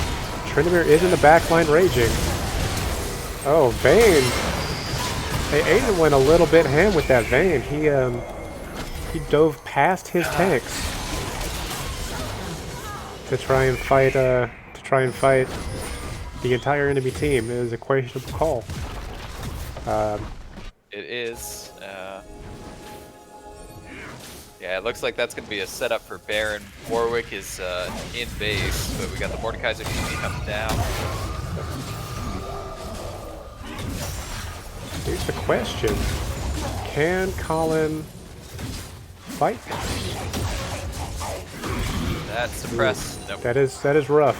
I believe he needed to ult there. He was trying to hold on to his ult, but I think he needed ult there to steal some of those resiliences. Those core stats would have been helpful. Yeah, and now the enemy team might be getting Elder here, although they don't have their jungler there, so it looks like he's waiting for a pick by the red buff. Oh no, he's trying to take the red buff. Okay. Unfortunately, they do have enough damage to just take it. Yeah. Plenty to take it there. Is a bit of a risky play with everybody coming up though, but it paid off for them.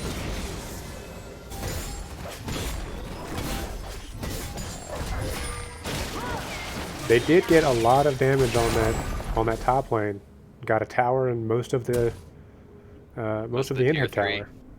So, and they did manage to defend their own inhib over on the blue side. Yeah, that TP back, rather than the basing, the TP was the right call there. Yes. So props to Colin on that. They do have to be very careful though now, as Elder buff is nothing to joke around with. No, absolutely, especially not with an open inhib. So yeah, as we can see, furthest out anybody is Wolves right now. Yes. Their own jungle is heavily warded.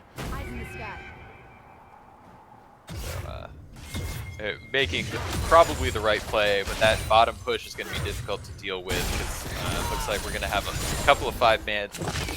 Actually, Warwick is coming back in mid lane, coming through. Yes, I do believe this is the proper play for the red team, though. Oh, absolutely. Group up and push the open lane. Quinn is doing something that is throwing off to their team, but they're rotating to mid, it appears, just to follow minions. And this is smart play, just rotating between mid and bottom. You got to defend the bottom to prevent the inhib. But they do have an Anivia, and if there's one thing Anivia does well, it is wave clear. Yeah, unfortunately though, if Red Team can't get on the tower, that it will go down quickly between Tryndamere, Quinn, Kaisa, but if they can't get on the tower, then Oh, this is a team fight right here. They except just for took Quinn, who is four. pushing. They just took 4 elder buffs off, and Baron is up. Quinn is pushing top lane and is about to pick off Aiden here. And got the shutdown gold. That is Yes. a little bit Quinn rough. Quinn is a hard counter to Vayne, so that's a rough. There's the flash, and That was an excellent wall. that was a very good wall. Good Also, nice Zanyas. stopwatch. Good Zanyas. There you have Oh, she just barely got the vision, got the attack off.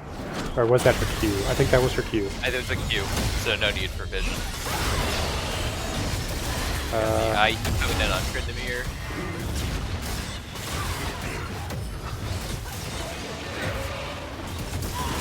A little bit concerned about this win, but I'm a little concerned about the Warwick coming Warwick in. coming Yeah. in. Yes. I believe they should have turned on the Quinn before the enemy team got there. yes. The smite off. Warwick And got red it. team sold it. That could well be game, Yes. especially if there's another kill pick up here.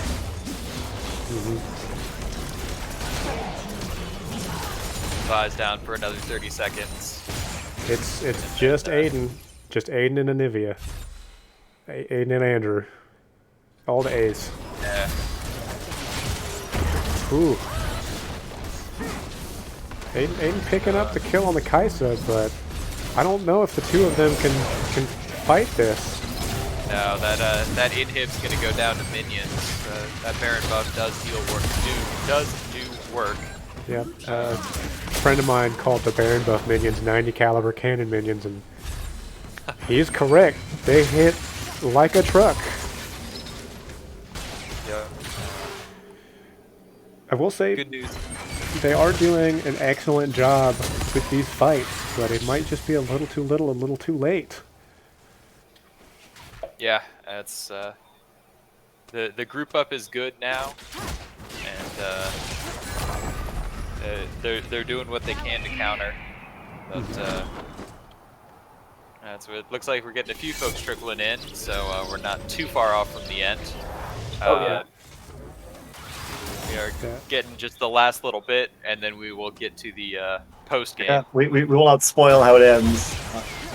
Well, Watch it play out. as we were saying, Blue Team has done a very good job in these fights. Fighting back. Came from a very, very steep deficit.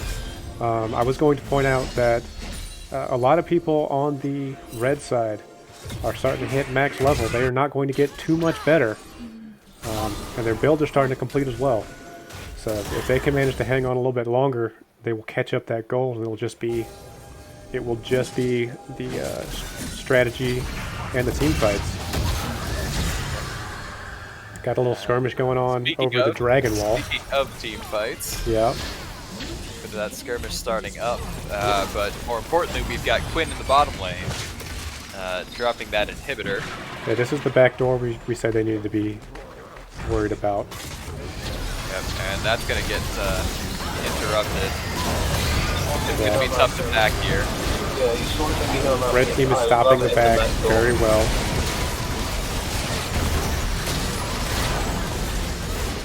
Yeah, it's definitely looking like it's definitely looking like Quinn is going to finish the game with the back door. I'm seeing her bay. I'm seeing her base. Minions will take that. Yeah, no, she's just BMing. That's what that was. Yes. Trying to help the brand get some KDA. That was a unfortunate end to that game. They definitely fought well to come back. Absolutely, on the especially blue side. during the middle, right around that 30-minute mark, it was getting very even. Just a couple of whiffed fights ended up snowballing it back, and Oh wow, we Yeah. already have our next opponent. I'm sorry. We already have our next We've opponent. got our next opponent. Oh, there's another game. Okay. I thought it was coming up. I thought it was a double elimination tournament. Okay. Nope. I'd just like to thank my fans and all of the WWE universe out there that's been rooting for me during this Hell in a Cell match. I promise you that in the Last Man Standing match coming up now at Vengeance, that I will give you my all. I will stick my whole fist in someone's anus next match, and I promise you, you'll see it live on pay-per-view on the WWE Network. So while we've got everybody here, and that rousing speech from Sam.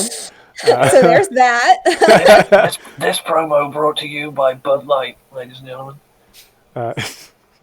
I've actually already talked about our Bud Light sponsorship.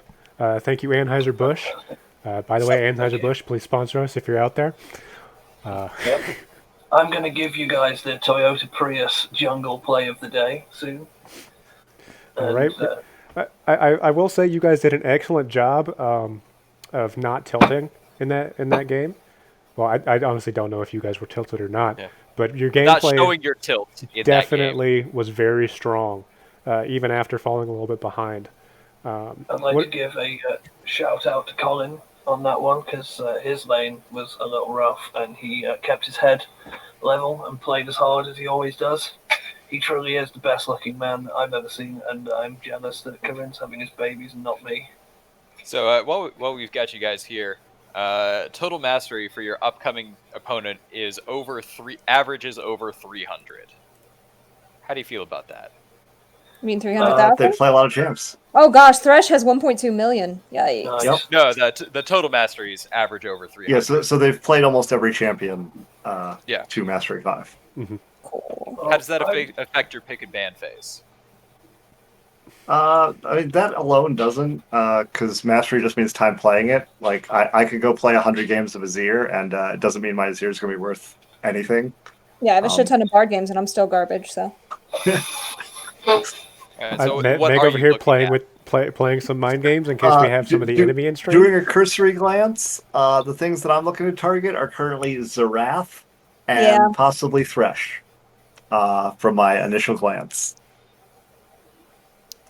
But is that based on KDAs in past games? Win rate percentages? and KDA. A 7 KDA, 67% win rate. Zerath, mildly concerning. Granted, small game size, but have to go with what people are actually playing, because can't know what they're not. So I'm One of the noticing biggest that things you. with early season clash is that there aren't a lot of or people aren't playing a lot of ranked games to go on, so people's ranks are a little bit messed up, but also like their ranked match history is almost nothing. So you might have a 56% win rate on Thresh, but that's 9 games, so who cares? Mm-hmm. I am noticing that Scorch Style has 0 matches played in ranked this season. I didn't Clash. That's that is specifically Clash? Mm-hmm. Okay. Yes. Yep. That's good to know. I did not know that. All right, I'm going to hop over into the other Yep. channel so that we can discuss picks and bans, and I'll catch you later. Good Thanks luck. for popping Go. in. I'll see you guys over there. I would just like to thank our commentary team on behalf of Geico Insurance for doing such a great job. Well done. Your insight is excellent. One of these days we might actually get a sponsor, and we're going to expect Can you to start shouting them out. Can you imagine what a disaster that will be when I actually have money riding on my mouth? That's going to be a nightmare. When there's actually money riding on your mouth, Sam, I'm doing the shilling just to. No, I refuse. I'm doing it. I'm doing it hardcore. They're going to love it. Right, I'm going to pop over to the chat and see what they've got to say. All right, But best get of ready luck. for another thorough ass whooping on the enemy. With two wins right now. We're undefeated. Yep, I like it. I like that they're joking. They're not getting dejected. That is an solid excellent sign. mental fortitude. Yes. Yeah. Just And last it's- game was last game. This next game will be this next game. And it's good to hear that Colin is also keeping a solid mental. Absolutely, it would Because be he very has easy had after the two first rather games. rough games. Yes, 2 very rough games. And they are officially in Champ Select. That's going to take a minute, so while they are in Champ Select, I'm going to step away for 1 second, run to the restroom. I will be right back. Tim, as if you will would like I. to monologue for a minute, or you can go to the restroom as well. We're just gonna have a brief recess, and we'll be right back with you guys. Yep.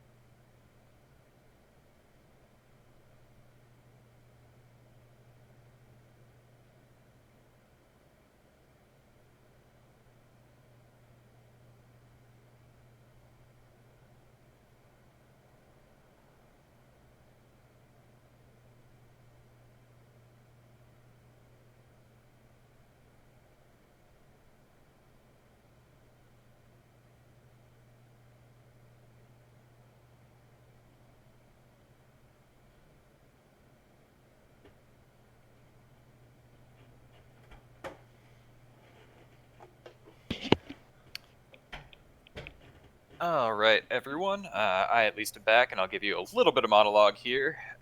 Just taking a quick look at histories and stats for our upcoming team. It looks like we've got another one that has a lot of flexibility. As I was mentioning earlier, we do have an average of over 300 mastery on everyone. Rebecca looks to be the least versatile with 156 total mastery, but it does go all the way up to 592. So there are deep champion pools for everybody. Just a lot of time played. The only person with a remarkably outstanding point total on anybody is Scorch Style with 1.2 million points on Thresh that I think Meg mentioned.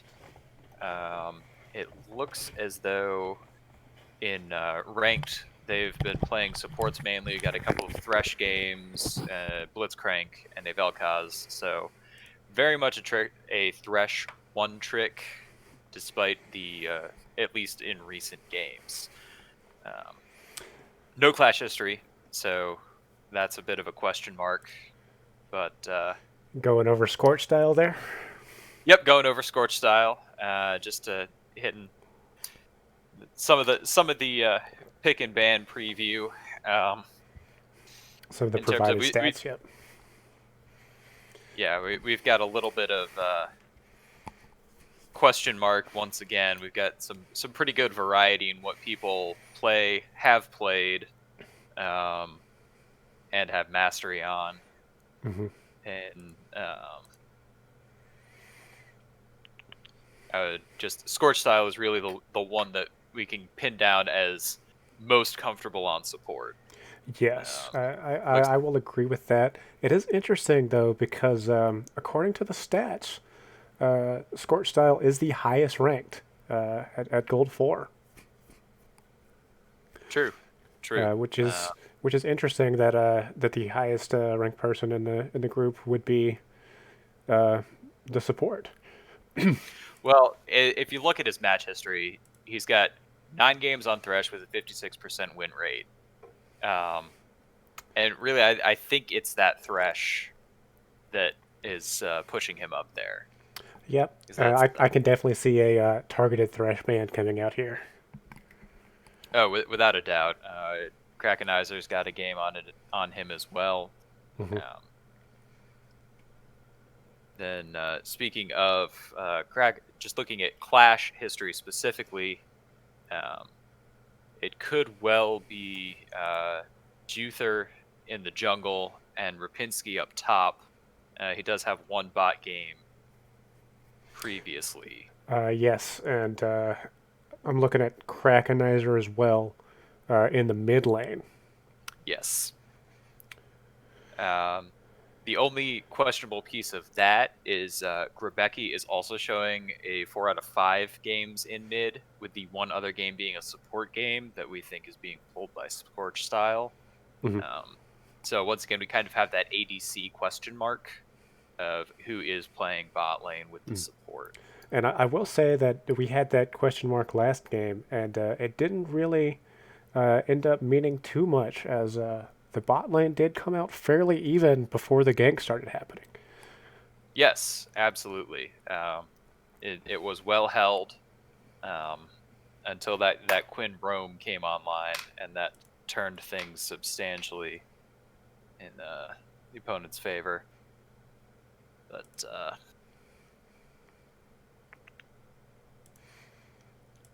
So, what are your other thoughts on bans? I'm definitely seeing the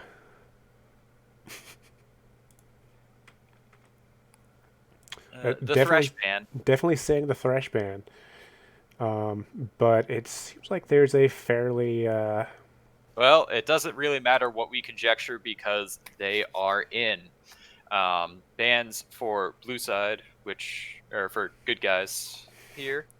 for boys in blue. For the Stog Beep team, is apparently team name Clintapalooza, which we'll just be going with that. If it's not actually their team name, too bad. For Clintapalooza, they banned out Ornn, Lucian, and Olaf initially, with the other guys banning Vayne, as expected, Zoe, and Bard. None of those are surprising target bans, which led to Taliyah, Wukong, and Rell being picked in the first round on our side, opposite Lux, Morgana, and Master Yi. Then that followed up with Thresh and Xerath bans, as well as Anivia and Victor. A little bit of target ban on Andrew there with the Zoe, the Anivia, and the Victor. That push, which honestly, I don't know why, considering Taliyah was picked in the first round of picks, but to each their own. Might have been a little bit of a drop there, but we'll see how it goes. Rounding out the team is Kalista and Vi. Well, we are seeing the picks after they've been switched around, so they could have picked the Taliyah later in the pick and switched it. True.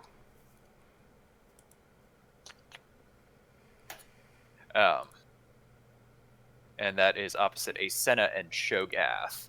So just a spitball here. I actually think that Cho'Gath is in the top.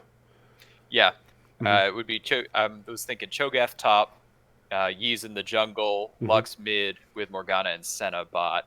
They could theoretically switch the Lux and Morgana. Yes, those are definitely some flex picks, but I think I would prefer the Morgana down bot, especially into the Rell lane. Yes. I think I would prefer that over the Lux there, because of the Black Shield preventing a lot of her engage. Well, and Rell loves to pop shields, which Lux loves to throw up shields. So. But it will also pop the Black Shield, so this will, I believe, come down to a skill matchup. Basically a game of chicken, seeing who's going to pop their Black Shield or the Rell Q first. All right. I've got a lane matchup for you. Wukong versus Cho'Gath, top lane. What are your thoughts? I've actually played this one incredibly recently.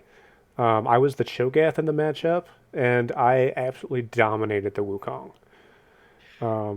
That being said, I was comparing this other Wukong to Colin, and Colin has a lot of games on Wukong. So it very well could just be that the Wukong I was playing was bad, but it definitely seems heavily favored towards the Cho'Gath, in my opinion. Without that personal experience, it was looking favored towards the Cho'Gath for me as well. Hopefully, as opposed to the past few games, Colin will hold back a little bit, play a bit of a safer game, because those Yi ganks into the Cho'Gath, Wukong is very reliant on his clone to get away. So if he gets silenced out of that, with obviously Cho'Gath's abilities, and then the AoE knockup, there is a little bit of a dash off the clone, but unless you're pretty precise about that, Cho'Gath knockup may well hit both you and the clone. Meg has given us a little view of her righty horse there in the fountain. as she dies to the Callista. I will say this is an incredibly interesting bot lane in my opinion. Very, very off-meta picks going on here with the Callista and the Senna. Mm-hmm. It is. And it was in fact Morgana in the bot lane as the support there. Yep. One interesting thing, just looking at summoners once again, we have teleport on Senna. Oh, and this could be a bad pick. Bad pick. This is a rough Got a couple of summoners pick. coming out. Meg. Ooh, Meg did not flash there. But there is a flash out of Lux. And an exhaust out of Morgana. And there's the Morgana flash. Or sorry, Callista flash. That's Callista flash. My bad. The purple skin kind of threw me off a little bit. Yep, it looks like they are going for the invade on the blue buff. Mm-hmm. Definitely an aggressive play here from the blue side. Very aggressive start. And it has paid off for them. They will be stealing this blue away. Let's see if Vi takes red and goes immediately to the enemy blue, as they did not put a defensive ward down. Interestingly enough, it is Cho'Gath in the mid lane with Senna top right now. This was unexpected. That is very unexpected. That means it's the binding bot lane going on here. I'd say an off-meta pick, but an interesting one with that double binding, especially since Lux's binding is going to be very good at getting someone in place for Morgana to adjust and throw down hers. Mm-hmm. Yes, this is going to be a very, very annoying lane for the red team. And we have seen mages do incredibly well in the bot lane. Swain in particular, I believe, has one of the highest win rates right now. I've heard good things about Swain recently. I haven't seen much of it, but the reports have been good. Though I do like Talia into the Cho'Gath just because she has the extra range that Wukong doesn't. Yes. And there is the opposite up in the top lane there. Speaking of top lane, we appear to be having a fight in the top jungle. It will be a 3v2. Going one for one. The Senna wants some though. The Senna wants some. Yeah, so does Colin. That's a little rough. That red buff on Senna slowed him down a significant amount.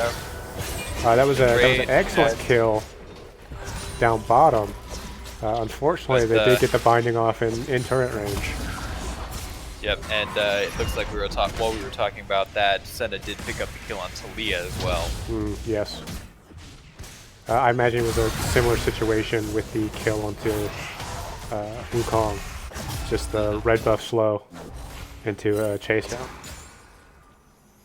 Yeah, that's a 3-0 Senna. That's a bit of a rough one there.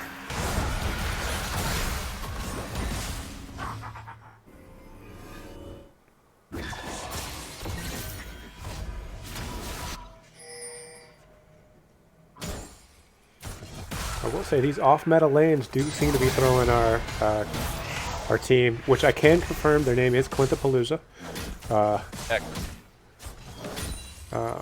Seem to be throwing us for a loop here. Got a bit of a cluster in bottom jungle now as well.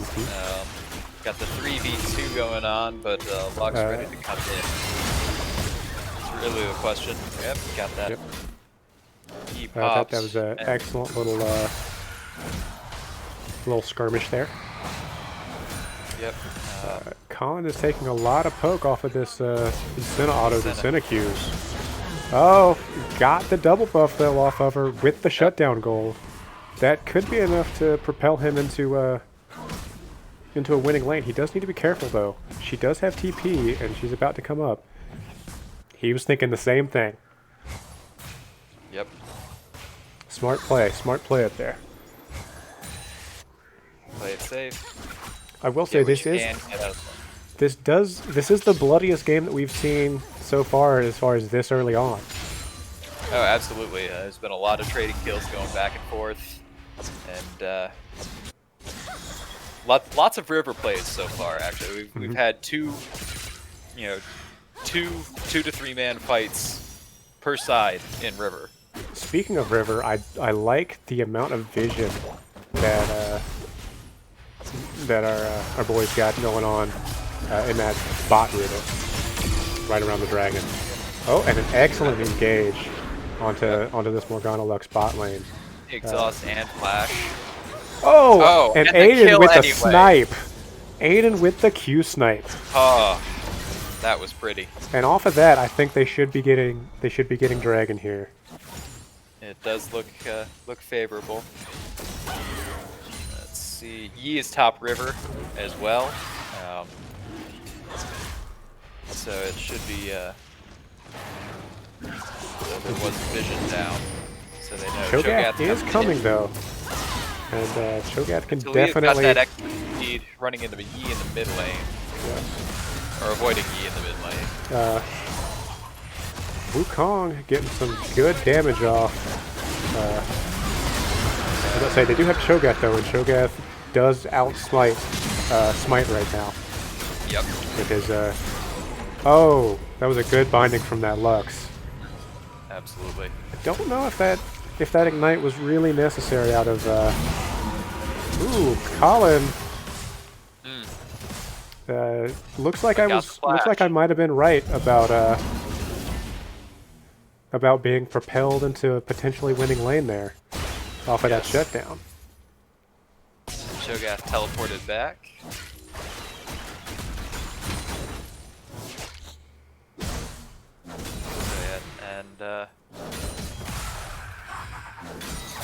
Definitely a bit of an advantage for Clintapalooza here in that their flashes. There's one flash up on each side, Cho'Gath and Vi. Oh nope, we've actually got 2 now. Actually, Aiden also has his flash up. Yep. And all of the flash cooldowns for the other guys are very long still. Yes. Whereas red team has them fairly short for a flash cooldown. Binding there. Real question is, does enough damage come out before? I am noticing in these bot fights that a lot of times they are splitting their damage. Yes, they are. Which is oh, looks like we missed a fight top lane while that was going on. Gonna go ahead and see what happened there. Oh, looks like Confidence. Colin got caught with a binding. Yep. Yep. She caught him with the grabby hands. Yep. So looking at 2.5k deficit right now. Nobody's got particularly upgraded items. Got a couple of things. Got the Sheen and Phage coming through on Wukong. I will say that while the blue team does have a lot of CC, they don't have a particularly large amount of damage coming out. No, they really don't. The control is very good, but in terms of just the burst, it's a rough fight for Sam. He is substantially underleveled. That is correct.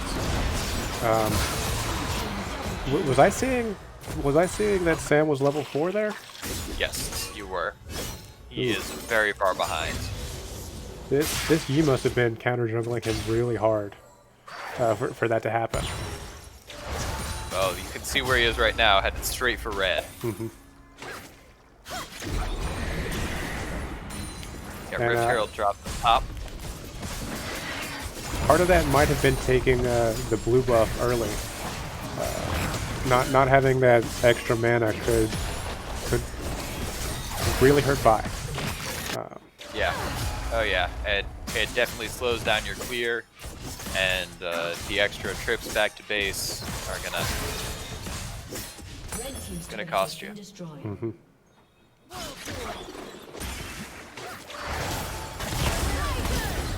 This is a rough game for Sam right here. He's actually even below the level of the bot lane. Ooh, excellent burst coming out from Yeah. from Andrew there. Great combo on that Senna. Just overstayed a little too long and definitely paid for it. Plays like that will get them back in this game, but I think what needs to happen is Sam might need to just power farm for a little bit. Try and get his level up. Because he definitely needs that level 6. Yeah, he definitely needs the ult. Mm-hmm. Yeah, he's currently 3 levels behind this Master Yi. That's a rough place to be. Also behind on levels from the bot lane, which is a notoriously under-leveled lane in and of itself. Yeah, one thing you may not have noticed, Morgana and Lux did just both pick up the Dark Seal. So a little bit of confidence coming out of them, and expecting to be able to build those stacks, yes. Theoretically into Mage Eyes. Well, the Dark Seal stacks actually never go away, but the Mage Eyes, once they upgrade it, those do fall off upon death.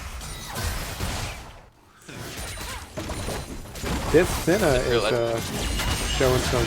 Oh, we got some battle in the bot lane. Aiden running away from tower with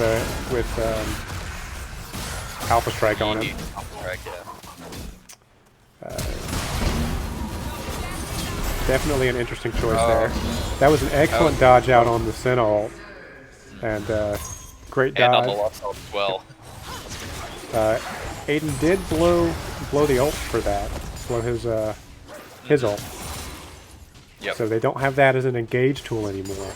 Also, Cho'Gath is down bot, but so is Talia. Lux flashing there. Oh, and she is incredibly low. Whoo! Cho'Gath wasting his just barely missing his feast there.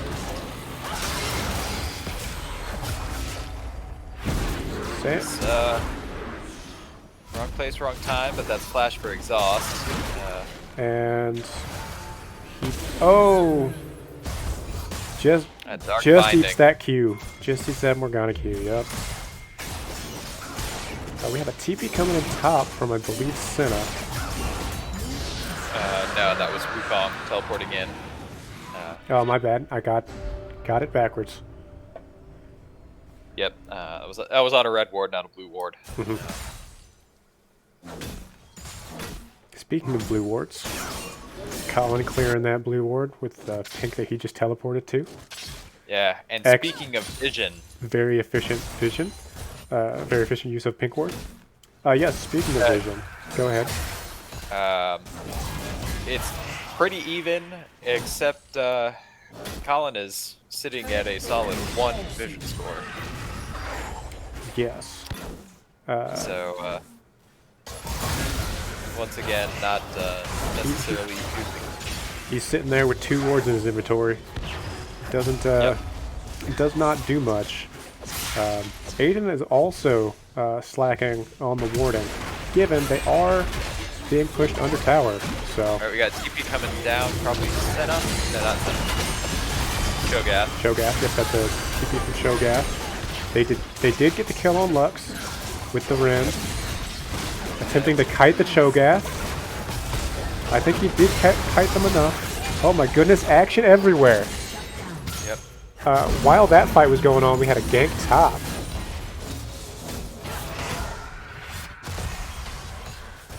With, I believe, the counter gang top. Yes. Alright, well let's... After all of that, let's back it up a little bit. Look at this top lane. Yep. Alright, we got Yi and Senna there. Yep, got Yi and Senna there. Decided to come in. Great counter gank from Vi there. Excellent timing on the ult. Good CC. Senna overextends a little bit. Alpha Strike damage too. Yep, Senna just overextended a little bit into that double buff Wukong.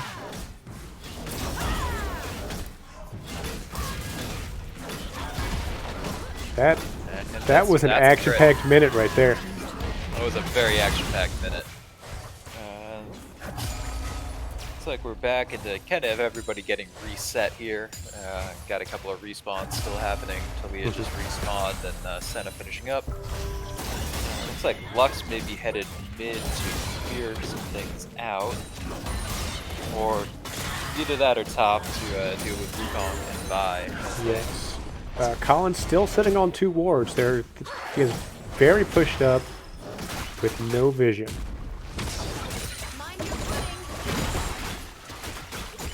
Finally placed one. There we go. Got a deep ward on their blue. Excellent. Excellent. Looks like blue team is going for a lane switch there. Yep. You see Senna down bot now. Got flash out of Cho'Gath. Good dodge on the grabby hands, but Aiden pushed up against 2 people all on his own again. It's a bit of a habit of his, unfortunately. Just leaving his. Excellent snipe from Lux Red there. team's turret has been destroyed. I think Andrew was dead either way. Yes, I'm inclined. If he had dodged that, Morgana was moving up to get the kill off. Get the binding off, yeah. That was a nice wasted Morgana ult. Thanks Yeah. for the flow. Got Rel as well. Dude, that exhaust just barely got him, but Vi coming in strong. Yep. Getting the shutdown as well. Meanwhile, bot lane, they got 2 towers down there. It's not necessarily the trade you want to make. Yeah, that's Yi and Senna, and both of them shove really hard. Oh yeah, When, that'll shred a tower. Yep.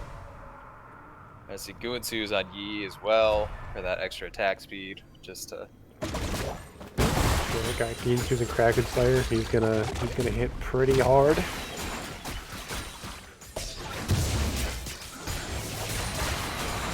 like Sam floating around Rift Herald. Mm-hmm. Yeah, they need to get it soon if they're gonna get it. They've got 3 minutes on it before Dragon spawns. Or sorry, Baron spawns. Yeah. Looks like the blue team is setting up for Dragon though. Dragon. Yep. They already have 2. I don't know if they want to give this to them. Yeah. But they are doing it now, so they do have time. They do have time to potentially get the to get back down to get Dragon. back down. I'm a little bit concerned about this blue team presence in the jungle of Quintapalooza. There's a lot of they're getting wards down. They're getting that vision in there. Yeah, they're doing an excellent job of prepping for that Dragon.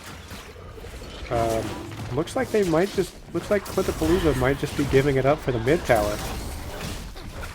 That appears as though it might be Team's turret has been is the case. destroyed. Here's the question: do they stay for the second one? That was an interesting Lux ult. Did not quite reach the minions in mid. Nope. Ah, they're popping Shelly. Oh, they definitely overstayed though. But at what cost? They definitely overstayed. And there's the ace. Senna popping off there.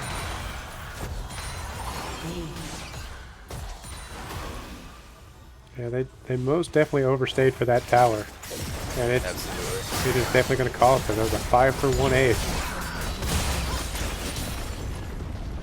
Yeah, I think that was a little bit more of a desperation play than you might see in a first game in a clash or even the second game. I believe that's what we in the business call a Clint. No, because they didn't have it in hand and throw it out. Just, what is this? I don't want it. So just a regular throw, regular ant. Well, it's they the throw of that fight, and they unfortunately really haven't been in a position this game to be considered a full throw of game. Oh, we got some hard engages going on here. Good snipe out of that Lux.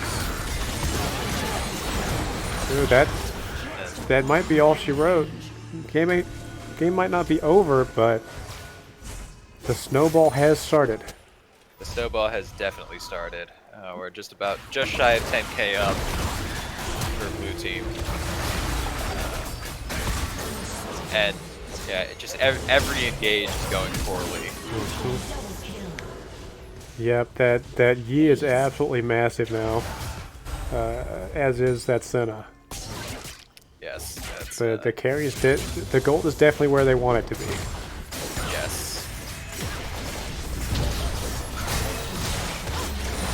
And it's just going to be a repeat of bot lane here, though it looks like you do have Cullen and Meg coming in top to stave that off, but once again, Yi and Senna together just make short work of any structures. Incredibly short. And while the entire team went to stop the top lane, the enemy team definitely got a lot of free time on that tower in mid and ended up getting it. Looking at a bit of a reset at this point to step back. Looks like Clinton Blues is getting some Baron or some river vision at least, potentially Baron vision.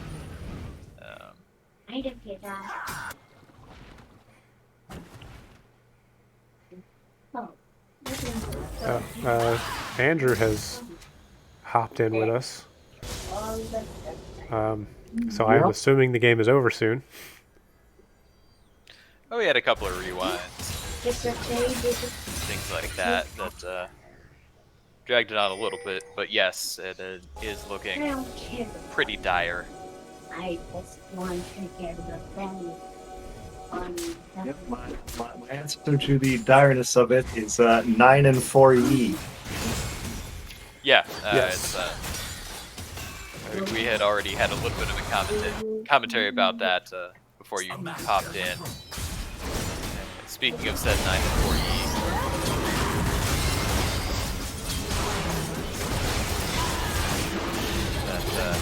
Yeah, that was unfortunate.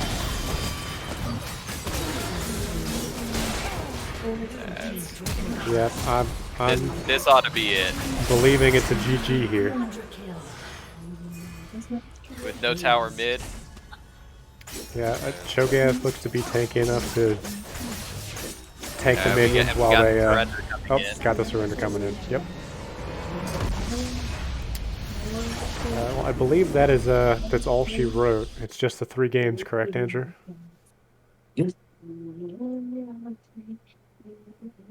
The final point.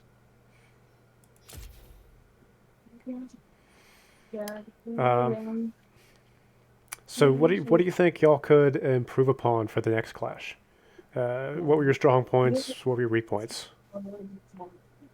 Hard to say, really. Did you say learning to play? No, I said hard to say. Okay.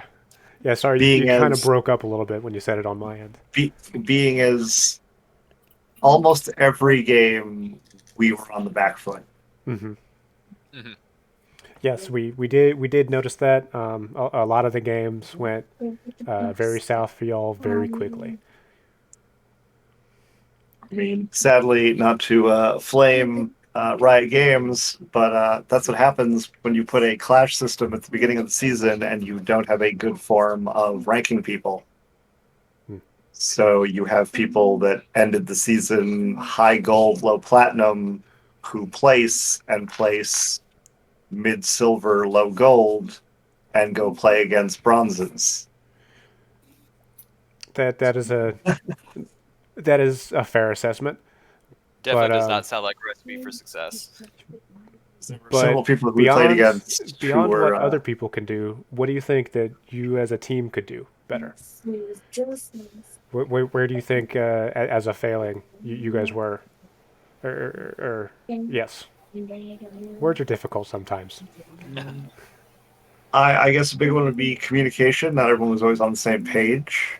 There were a couple plays that happened because one person did not have the same thought process that others did. Mhm. Such as in that last game, there was the early triple for Senna, which after we traded 1-for-1 against the Yi, Hmm. I was basically out of mana, so I backed off, but Colin thought we could still go for it. And so he went back in, and when I went back in, despite not having mana, it then just set up freedom for her because she had Yep. free time 1v1 on an already hurt Colin, and when I went in, I had nothing to provide, and then I couldn't leave. Additionally, I got diffed real hard each game, which probably doesn't help the team all that much. I just popped in to say thanks, guys, for doing that. That was fun. I was listening to you, and surprisingly insightful, in-depth analysis as well, which was enjoyable. And also, if anyone out there in viewerland is watching and hasn't followed the stream but wants to see some D&D every weekend, usually 2 games, won't be for the next week, but will be soon. 2 games of D&D with great storylines, probably the best acting you're ever going to see, and one dude that, you know, is one of the most attractive men you'll ever see with a beard over 6 inches long. You should tune in and follow this channel. Follow us because we're pushing towards affiliate and we're nearly there. And when we Yes. get to affiliate, I've actually got to do some work, so like that'd be good. Yes, and outside of the D&D games, we also have a third game on Sundays, the Dresden game, as Oh well yeah, it's as really good as well. I forgot about that. That's actually really fun and really engaging. So you should watch that as well. occasional one-shots whenever there's a break in any of our campaigns, and potentially more Clash as that ramps up. But if you like what you see, if you want more of it, give us a follow. Even if you just want to help out some of the smaller streamers, you know, give us a follow. Yeah, you don't have to come back. You just need to follow us for now. Like, All it takes is a click of your finger, and you can have believe all we- all of this goodness coming to your dash. I believe Wow. we gained a new follower earlier today. very nice. Right? That puts us, what, 7 away? We are super close, guys. Tell your friends, tell your family. Because we gained Sergeant Kellogg 7 hours ago. And But- Princess Teach since the end of the last stream as well. Yeah. Oh yeah, they followed afterwards because that would have been this morning. So we gained 2 people today. Well, welcome, and it's nice to have you here. I hope I don't offend you too much. So that I'm brings gonna us pop into to I'm gonna pop into the other channel now and play Tarkov with my friends before I go to bed. So thank you very much, stream. Thanks very much, guys. I'll see you soon. Yes. Yeah. And that brings us to before we start 43 talking, followers. but before we start talking numbers and analytics, I don't think the stream would really want to hear that too much. Oh well, I was mentioning for how many followers we're looking for is that we're currently at 43. We're really close. Okay. Yeah. yeah. We are super close. Close to that. But And I wanted to shout out those names so that if those people are listening, they can hear their name shouted out because Yes. a lot of people enjoy those things. So And we appreciate them. we very Yeah. much appreciate it. Yes. But with that, I believe we are going to end the stream for the night, unless we have anything else that we're wanting to do. Nope. That's everything for me.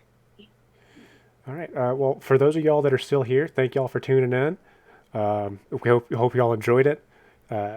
Got to see some excellent League of Legends gameplay, not necessarily from us. And y'all have a wonderful night. Tune in tomorrow for the Dresden Files RPG at 6 o'clock Eastern Standard Time. And adios. Hope to see you there. Okay.